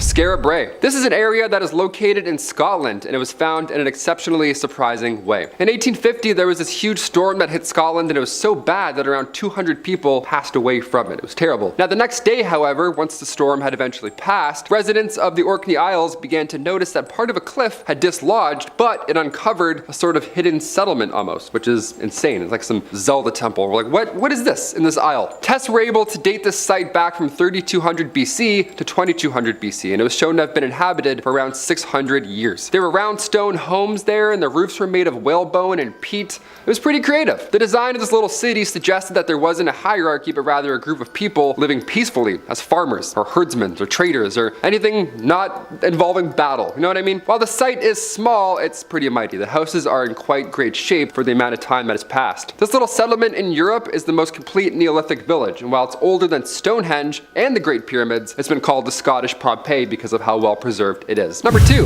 Sigiriya. In 1831, it is said that Major Jonathan Forbes of the 78th Highlanders of the British Army was on horseback, and on his way back from a journey, that's when he spotted the bush-covered summit of Sigiriya. In the 1890s, archaeological work slowly began on the site, but Harry Charles Purvis Bell, way too long of a name, was really the person who began to start large-scale work on this area. The Cultural Triangle Project, which was launched by the government of Sri Lanka, began to really focus their attention on Sigiriya in 1982, and for the first time, archaeological work began on the entire city. It took a little while, but we got there. Basically, the city consists of an ancient citadel that was built by King Kashyapa in the 5th century. There's an upper palace on the top of the rock and a mid-level terraces. There are moats and walls and gardens that extend out from the base of the rock as well. The location once served as a palace and fortress, but it was abandoned after the king's death. And finally, number 1, Mohenjo-Daro. This is a location whose name is said to roughly translate to a mound of the dead's men. This is one of the world's oldest urban settlements, as it was found and built somewhere around 2600 to 2500 BC.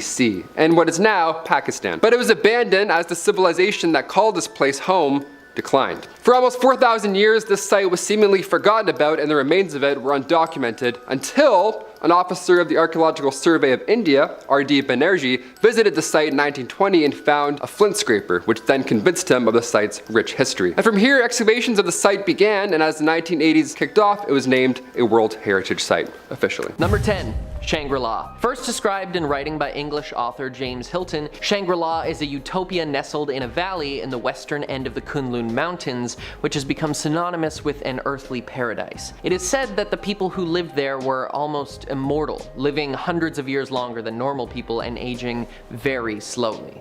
Hilton was the first to call it by this name, but ancient Tibetan scriptures mention 7 such places, which were created to be sacred places of refuge for Buddhists in times of strife. The name seems to come from Shang, a district in southern Tibet, Ri, the Tibetan word for mountain, and La, meaning pass. Therefore, Shang Mountain Pass is believed to be the place where the mythological city exists, but that hasn't stopped other places from claiming the title. In 2001, a county on the northwestern part of the Yunnan province in China renamed themselves Shangri-La County, though many dispute their claim, since it seems that Hilton actually traveled to a place called the Hunza Valley, located close to the China-Pakistan border, which is an isolated green valley surrounded by mountains enclosed on the western end of the Himalayas, so it fits the description pretty well. But the people there actually seem to age faster due to increased ultraviolet radiation on the higher altitude areas, so the jury's still out on that one. Before we get to number 9, folks, be sure to hit those like and subscribe buttons.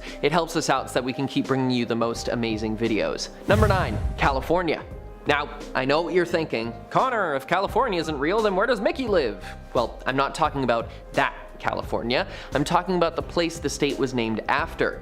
In a Spanish novel published in 1510, a place akin to the Garden of Eden or Atlantis was described by the author as a mysterious island, quote, to the right hand of the Indies, entirely populated by women and had no metal other than gold on it. It was ruled by Queen Khalifa, which is where the island got its name, California. When Spanish explorer Hernan Cortez came to North America, he thought that he'd found the mythological place off of the mainland of America, because there appeared to be an island, when really it was only the bottom peninsula of the state, across the Sea of Cortez, which was named after himself. But Cortez was obsessed with the story, and since this island was technically to the right of the Indies and had so much gold on it, you can see how the name came to mind, and thus California was found. Well, they explored north and realized that it was not in fact an island. That didn't stop Cortez and others from drawing it as one on maps for hundreds and hundreds of years. YouTuber Johnny Harris actually has a fantastic video all about that if you want to hear more. But for now, the location of the storybook version of California still remains a mystery. Number 8. Thule. Stepping into Norse mythology, which has some of my favorite stories, Thule is a cold and peaceful place where they had months with no sunlight, said to be located between Scandinavia and Iceland.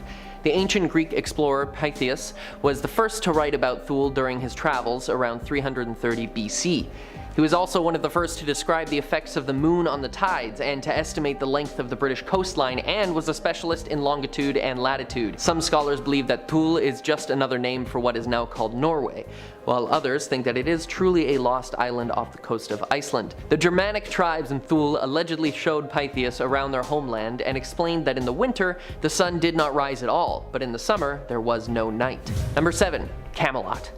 Known as the court and castle where King Arthur reigned, Camelot first appeared in 12th century texts and eventually became synonymous with Arthur and the world that surrounded his stories. Some people believe that the place is entirely fictional, but many more still have attributed it to other places in Great Britain where castles still remain standing. Debate has been going on since the 15th century about the location of the beautiful capital of Arthur's kingdom, and we may never know the true location where Merlin and the Knights of the Round Table called their home. Number 6. Leonese. Sticking in Arthurian legend, Leonese was the home of the hero Tristan and was said to have been lost to the sea. The story of Tristan and Iseult sees the two traveling across the kingdom from Ireland to Cornwall to deliver Iseult to Tristan's uncle for marriage, but the two unknowingly drink a love potion and fall for each other, having to endure many battles to save their love. The kingdom was supposedly located on the Isles of Scilly, and the 140 islands that exist there now are apparently just the hilltops of the now sunken kingdom off the coast of Cornwall. There is evidence to suggest that water levels were remarkably lower at the time, and that in the last 3,000 years there have been enough submergence that this lost kingdom could still exist in the water below. If they ever made a movie about Tristan, I wonder if they'd get Liam Neeson to play the Leonesian. Number 5. Aztlan. The Aztecs were one of the most powerful civilizations to emerge from the ancient Americas, and so much about them has been lost to time and to conquerors wiping out their history. While much is known about their later days as a civilization, we know very little about their origins. Allegedly, the mysterious island of Aztlan is where the Aztec people came together to create their society before migrating to the Valley of Mexico. According to legend, there were 7 tribes who lived in 7 caves near the island, and in order to maintain peace between their peoples, they came together and moved to Aztlan, which means the land to the north, the land from whence we, the Aztecs, came. Since it was so long ago, the island could have been in an area that is no longer submerged in water, and searches for it have taken place from the bottom of Mexico all the way up to Utah, but it's yet to be found. Some think it's pure myth, while others hold out hope that it will be discovered. Number 4. Julfar. Home to the legendary Sinbad the Sailor, Julfar is one of the most famous cities of Arabia that has been lost to the desert. Located near the now super modern Dubai, Julfar was the hub for the entirety of the southern Arabic trade in the Middle Ages, because unlike other lost desert cities, Julfar was a bustling port town. Now here's the cool part, this city has actually been found. In the 1960s, archaeologists discovered signs of settlement and civilization dating all the way back to the 6th century, and have since found countless residences, shops, and items which have helped us unearth the mysteries of this lost city. This find was very important because it helps historians fill out the timeline of the area, showing how neighboring towns received goods and made trades, as there were few port towns described or found before. Number 3. El Dorado. The very idea of a city made entirely of gold is enough to fascinate people. Add in the fact that the place has been lost and is awaiting a brave explorer to discover it, now you've got a legend. The origins of the tale come from the Muisca tribe in Colombia, and El Dorado doesn't actually refer to a city, but to the king at the center of the city or the society. The Muisca tribe had an affinity for golden treasures and often used them in rituals for their gods, and one of their most important rituals was conducted when they got a new king. The king would be stripped naked, covered in gold dust, and set on a raft adorned with gold and jewels to the middle of Lake Guatavita. The townspeople would then throw golden coins and trinkets into the lake to appease the gods, and the king would wash the dust off of himself in the lake, after which he was known as the Gilded One, or El Dorado. In 1545, conquistadors attempted to drain the lake to find the lost treasures and found gold along the edges of the lake, proving their theory. They used bucket chains to drain as much as they could, but they couldn't reach the center. And in 1580, a businessman tried to drain it again, and while lowering the water level and finding treasure along the edges, he too couldn't reach the center. And in 1965, the country of Colombia named Lake Guatavita a protected area, making it illegal to do any more searching. It is estimated that at the center of the lake lies what could amount to billions of dollars in ancient gold relics, but we will never know for sure. Number 2. Kalahari. In 1885, a Canadian entertainer and adventurer named Guillermo Farini, also known as the Great Farini, became one of the first Westerners to cross the unexplored and treacherous Kalahari Desert in southern Africa. When he returned to Canada, he wrote a paper and showed photographs of ruins he discovered which proved the existence of a civilization which had been lost to the desert sands. In his paper, he wrote, "We camped near the foot of it, beside a broken line of stone which looked like the Chinese wall after an earthquake, and which, on examination, proved to be the ruins of quite an extensive structure, in some places buried beneath the sand, but in others fully exposed to view." He continued on to say, "We traced the remains for nearly a mile, mostly a heap of huge stones, but all flat-sided, and here and there the cement perfectly plainly visible between the layers. Many expeditions have been conducted to find the lost city, including 12 by the grandparents of none other than Elon Musk, who wants to steer away from ancient civilizations and start a new one on Mars." A 2016 documentary series used aerial photography and radar in conjunction with Farini's descriptions and found some man-made ruins near an oasis in the Kalahari. More exploration is needed, but it's very possible that we have found this lost city. And finally, we reach our number 1, which is of course Atlantis. Arguably the most famous lost city, Atlantis has captured the imagination of people from around the world since it was first mentioned in writing by the Greek philosopher Plato in 360 BC. It is said that the island was a place of extremely advanced technology and an unmatched navy, but it was lost in one terrible night of fire and earthquakes and sank into the sea. Since then, there has always been someone looking for the lost city to prove it's real, and one of the most promising expeditions was made by Canadian-Israeli journalist and investigative archaeologist Simcha Yakubovich, who has made many documentaries and discoveries about ancient civilizations. He partnered with film director James Cameron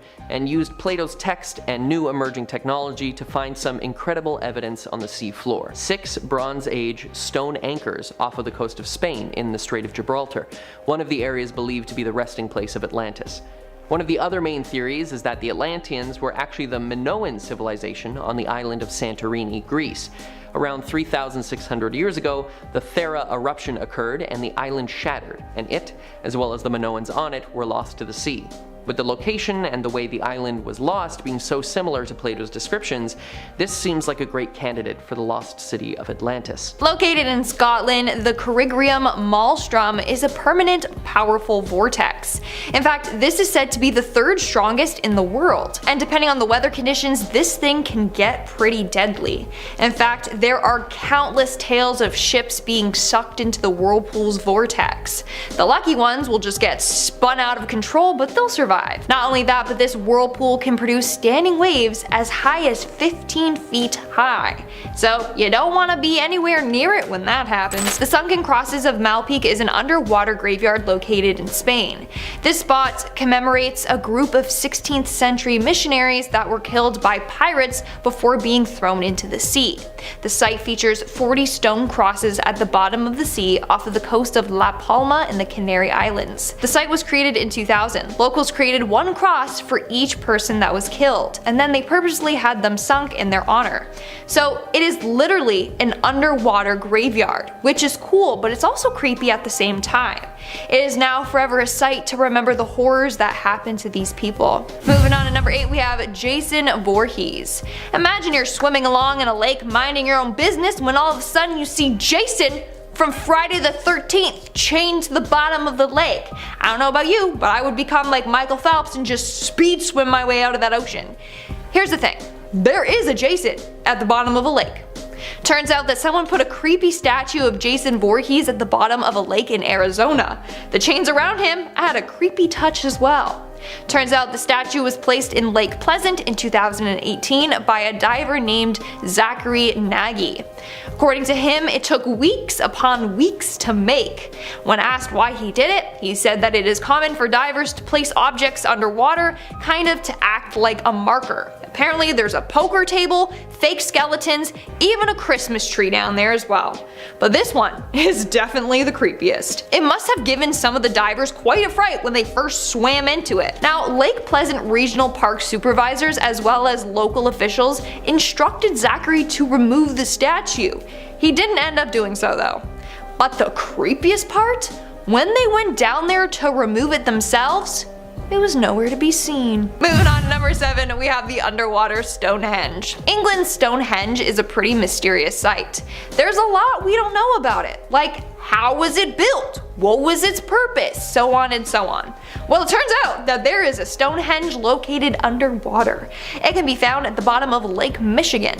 There are a bunch of random rock formations that scientists have been struggling to explain, but it's believed that they are thousands of years old. What makes it even weirder is that on one of these stones, they discovered a carving of a mastodon, a relative of an elephant that went extinct like over 10,000 years ago. So they're like, maybe this structure has been here since the last ice age. We really don't know how old they truly are, who built them, and why. In our 6th spot, we have the massive shark statue. So it appears as if divers enjoy giving other divers heart attacks. This time, someone placed a giant shark statue underwater. Holy, if I saw that thing, I legit would have a heart attack, or I'd probably just choke on the water and drown. The shark can be found in Lake Neuchatel in Switzerland. This is 10 times scarier than Jason. Like at first glance, it looks real. We're now at our 5th and halfway mark with the Sunken Sculpture Park. Located in the Caribbean just off the coast of Grenada, you will find a number of underwater statues. Some of them include life-sized casts of local children or a ring of people holding hands. Nowadays, the sculptures are covered in vegetation and in barnacles. The ocean has completely claimed them. So I won't lie, it looks pretty creepy, but it definitely is a place to see. In our 4th spot, we have the Dead Humans. Now, this is a very undeniably creepy art site. Located just off the coast of North Africa in the shallow waters around one of the Canary Islands, you have 200 human figures laying dead on the ocean floor. This was an art installation trying to highlight global warming. All the dead humans are said to be victims of global warming. This site is called Human Gyre and it is open to the public if you wish to dive down and see it for yourself. If you do, you'll see a ring of humans stacked on top of each other. If I dove down and I didn't have a warning about what this was, I would literally think that it was a portal to hell or something. Coming in at number 3, we have the Dragon's Triangle. The Dragon's Triangle, or the Devil's Sea, or the Pacific Bermuda Triangle, is an area where a number of different ships and military vessels have gone missing, which is why it's considered the Pacific Bermuda Triangle. Fun, not so fun fact, it is considered one of the most dangerous marine locations around the world. In 1950, a team of researchers exploring the area set out, and they never returned home. Their bodies were never found. And over the years, a number of US and Japanese ships have gone missing in that area. One time, 9 American ships went missing in that area on a day with perfect weather. To this day, they haven't been found, and we literally don't know what happened to them. Moving on, at number 2, we have the Mariana Trench. The Mariana Trench is located in the western part of the Pacific Ocean, and it is the deepest part of the ocean. It is about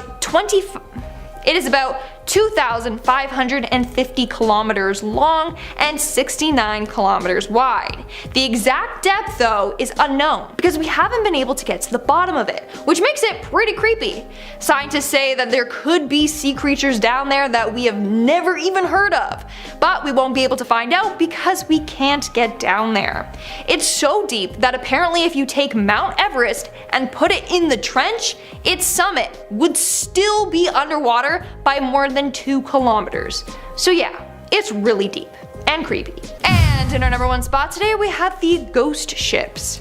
Now, there is an area in the ocean rumored to be incredibly haunted, and this is located just adjacent to the Bermuda Triangle. How fitting. So this is the shoreless Sargasso Sea. There's no shoreline, hence its name. Its boundaries are ocean currents. Not only is it filled with seaweed so thick that it floats on the surface of the water, but it's haunted. A number of people have spotted long-lost ships floating in the area.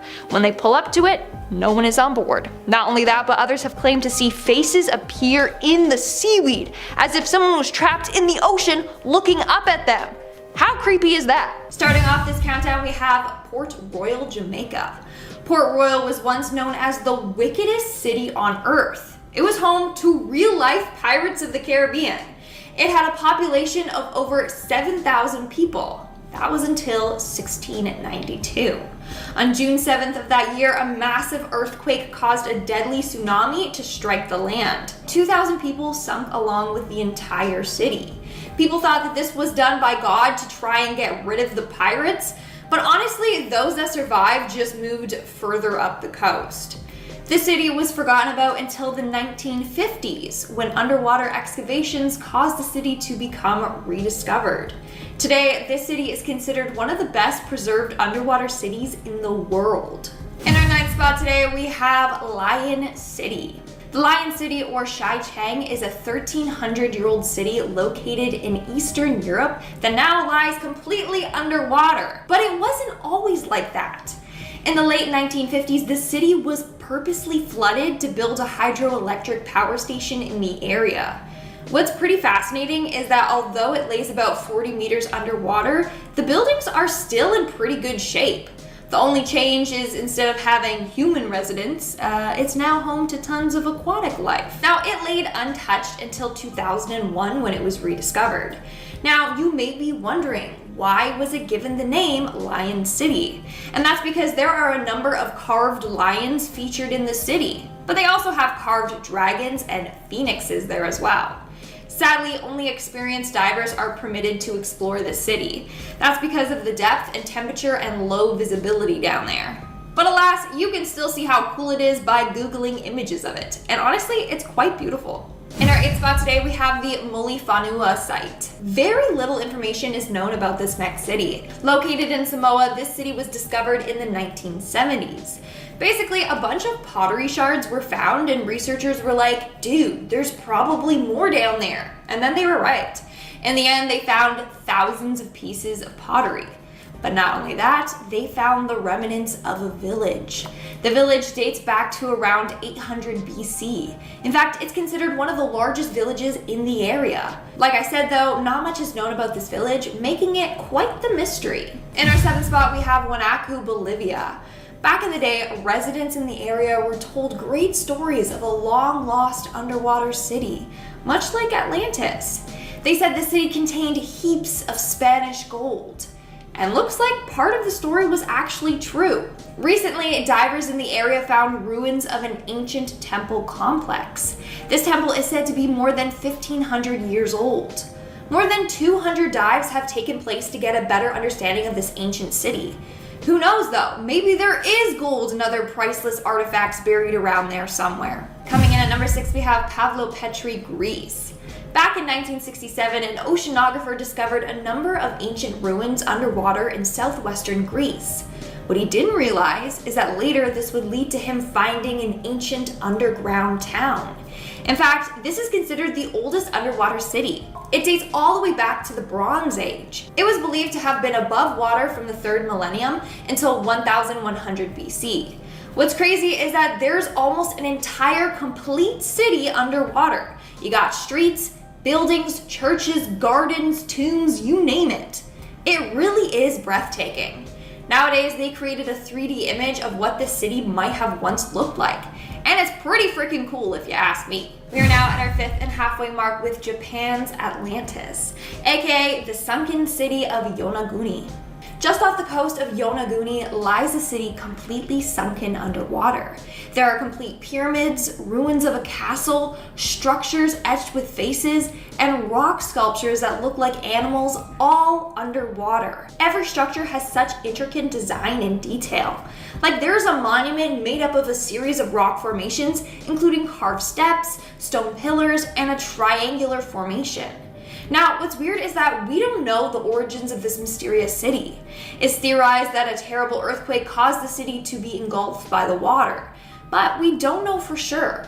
To this day, this city has left experts baffled.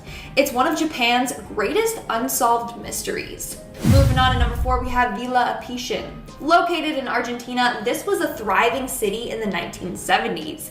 It was home to about 500 residents, and they had about 300 businesses there. That was until the late 1980s when it sank completely underwater. During that time, they were receiving far more rain than usual. Soon, the lake around them began to swell. It ended up breaking the dam and sinking the entire city. In 1993, the town was about 33 feet underwater.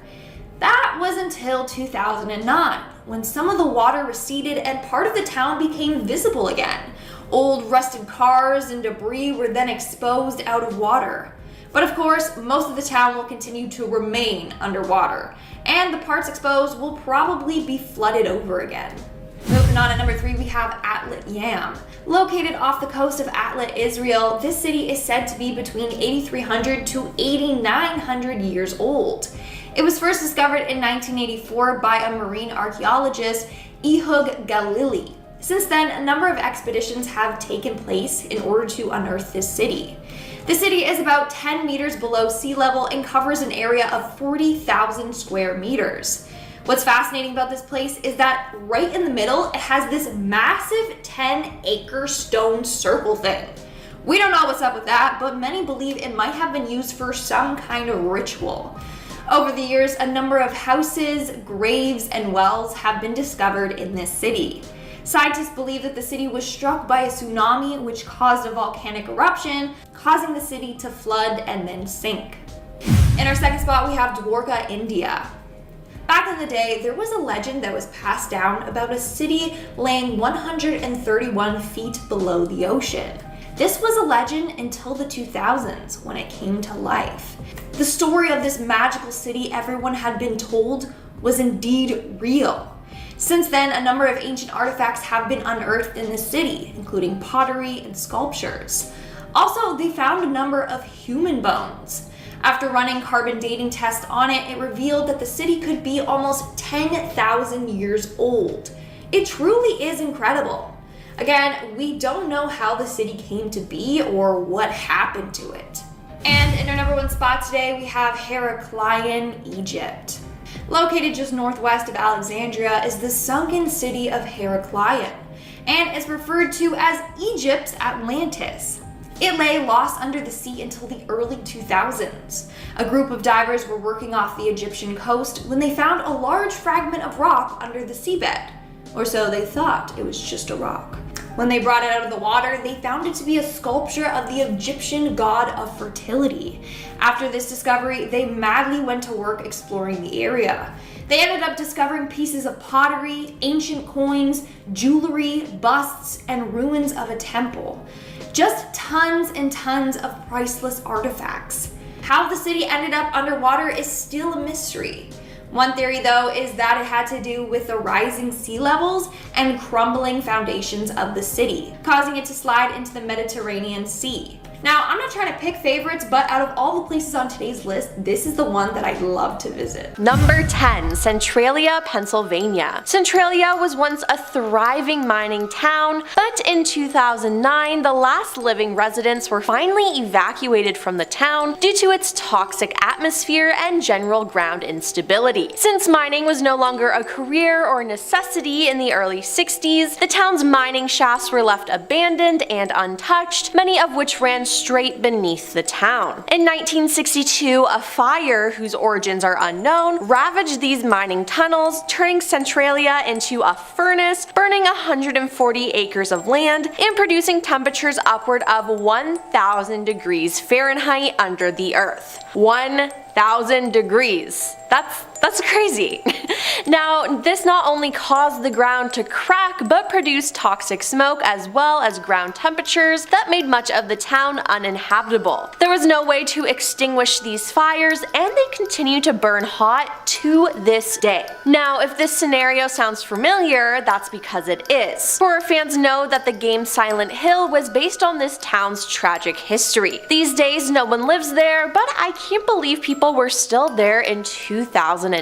Number 9. West Castleton, Vermont. West Castleton, once small, was once home to the slate quarries that New England is now known for. It was also the home to immigrants from Ireland, Russia, and Italy post-Civil War, and thrived for some time around 1850 when West Castleton Railroad and Slate Company found themselves on the shore of Lake Bomoseen. For roughly 50 years, West Castleton was able to ride the wave of the boom and bust era, but quickly fell to its eventual demise in 1929. It continued to fight a losing battle against the times as slate was no longer a popular option in construction, and that's what they were known for. By the time the Great Depression took hold of the Green Mountain State, the quarries were drained and rendered unprofitable in the 1930s. Along with its moneymaker becoming abandoned, the town was, as well as the people, up and left their homes in search of better opportunities, which makes the most sense. Remnants of the town remain in Bomoseen State Park, where hikers can find various homes crumbling and caving in but still standing that remind them what the 1930s were like. Number 8. Seattle Underground, Washington. Many have heard of the Great Seattle Fire, which occurred in 1889, but not many know Seattle was also home to an underground shopping network. These stores took a hit after the fire, and though they remained open, the city was eventually condemned in 1907. It had become home to dodgy dealings and was deemed fairly unsafe to wander around at that point, while also giving off a creepy vibe of something that was once thriving, but now remained a shell of what it had once homed. Today, some of these underground passageways have been restored and are open for tours, however many remain closed to the public and are abandoned still to this day. Number 7. Bullowville, Florida. This land was destined for use as a plantation by Charles Bulow in 1821. The goal was to house and grow cotton, indigo, rice, and even sugarcane, with an additional mill building under the construction of John Bulow. The local natives, the Seminole Indian tribe, didn't appreciate their land being turned into profit and set fire to the setup around January 11, 1836. And listen, I usually don't support arson, but in this case, good for them. Abandoned by January 23rd, a great rosy glow was observed on January 31st in St. Augustine. John Bulow, discouraged by the destruction, died 3 months later at the age of 26 and was buried in St. Augustine. All that is left today of this plantation are the ruins of the sugar mill, several wells, a spring house, and a crumbling foundation of the mansion. The cleared fields have been reclaimed by the forest, and the area looks much as it did when it belonged to the Seminoles. Number 6. Roanoke Island, North Carolina. The legend of Roanoke Island has been passed down from generation to generation since 1590, when a group of 120 English settlers mysteriously vanished. In the late 1500s, the English made their first attempts to settle in North America on Roanoke Island, which is off the coast of North Carolina. These first settlers ended up returning to England because of a shortage of food and Indian attacks. In 1587, a second colony was founded on Roanoke. It was then that Virginia Dare, the first baby born to English parents in North America, was born. John White, the leader of the colony, went to England to get more supplies, but when he returned in 1590, the settlement was deserted. All the settlers had mysteriously disappeared, and the only clue he found was the word Croatoan carved in a tree. Croatoan was the name of an island south of Roanoke that was home to a Native American tribe of the same name. Perhaps then the colonists were abducted by Native Americans, but to this day no one knows what happened to them. Number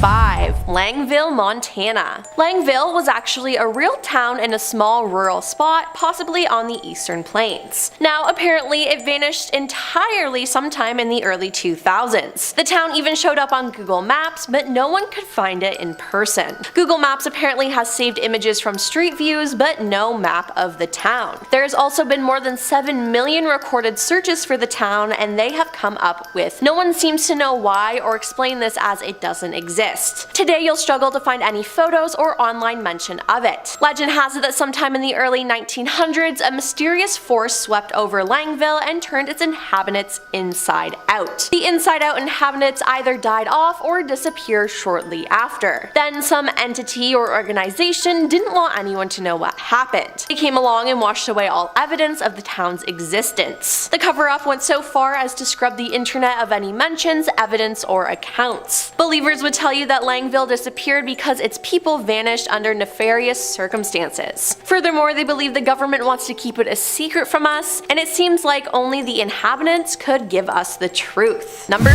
4. St. Pierre, Martinique. In the late 1890s and early 1900s, St. Pierre, Martinique was known as a beautiful town, but they had something unique, a volcano. Now, citizens of the area were so used to the volcanic activity that no one took it seriously when fresh steaming vent holes and earth tremors started during April 1902. The minor explosions began at the summit of the volcano, ash began to rain down continuously, and the nauseating stench of sulfur filled the air. Again, no one thought this was an issue and that they should have left town. Even worse, more than 100 snakes slithered down and invaded the town. Then on May 5th, a landslide of boiling mud and water from the Etang Sec crater lake spilt into the River Blanche. It was followed by a tsunami that ended the lives of hundreds of people. Then 3 days later, May 8th, Mount Pelee exploded, sending an avalanche of white hot lava straight towards the town. Within 3 minutes, St. Pierre was completely obliterated, and of its 30,000 population, there were only 2 people who survived. This was the worst volcanic disaster of the 20th century. Number 3. The New City Complex, New Jersey. This town was originally called the New City Complex, but later was called Demon's Alley, and you'll find out why. Located along Route 23, the town was built by the City of New York Water and Reservoir Plant in order to house the workers of the facility. Things seemed to be pretty normal for a while, and then in 1992, it was found that the homes were abandoned with no sign of burglary and everything in order, all possessions left behind, and in some cases, even meals left out for people who would never come home to eat them. Ever since, legends have abounded.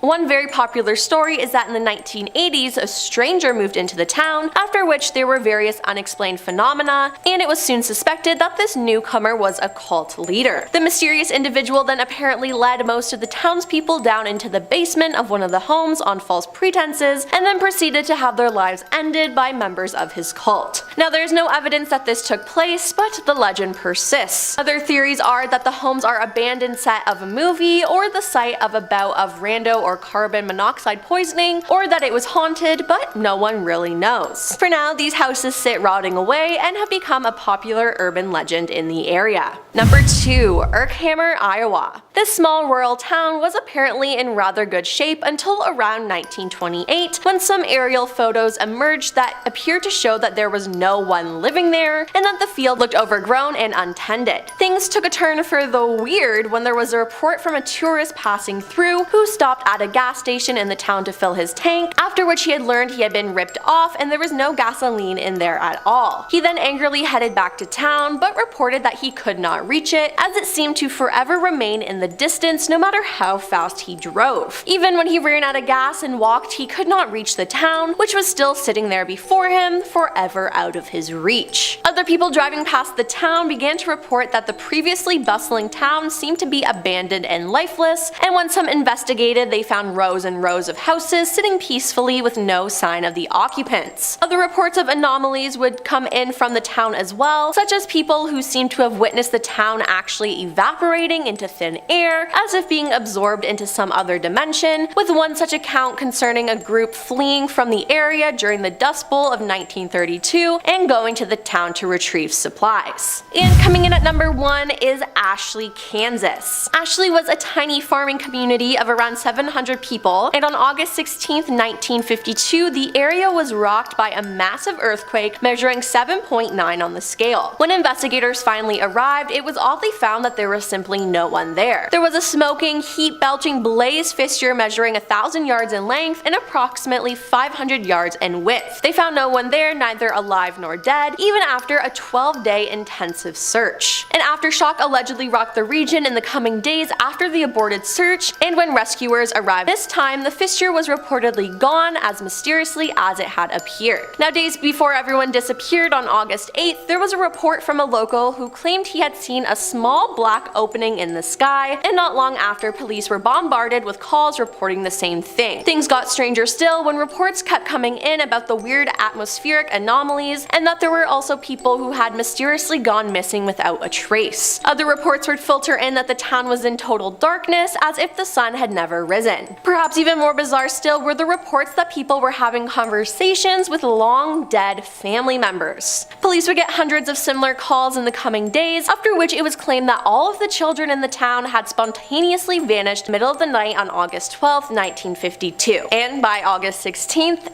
everyone was gone.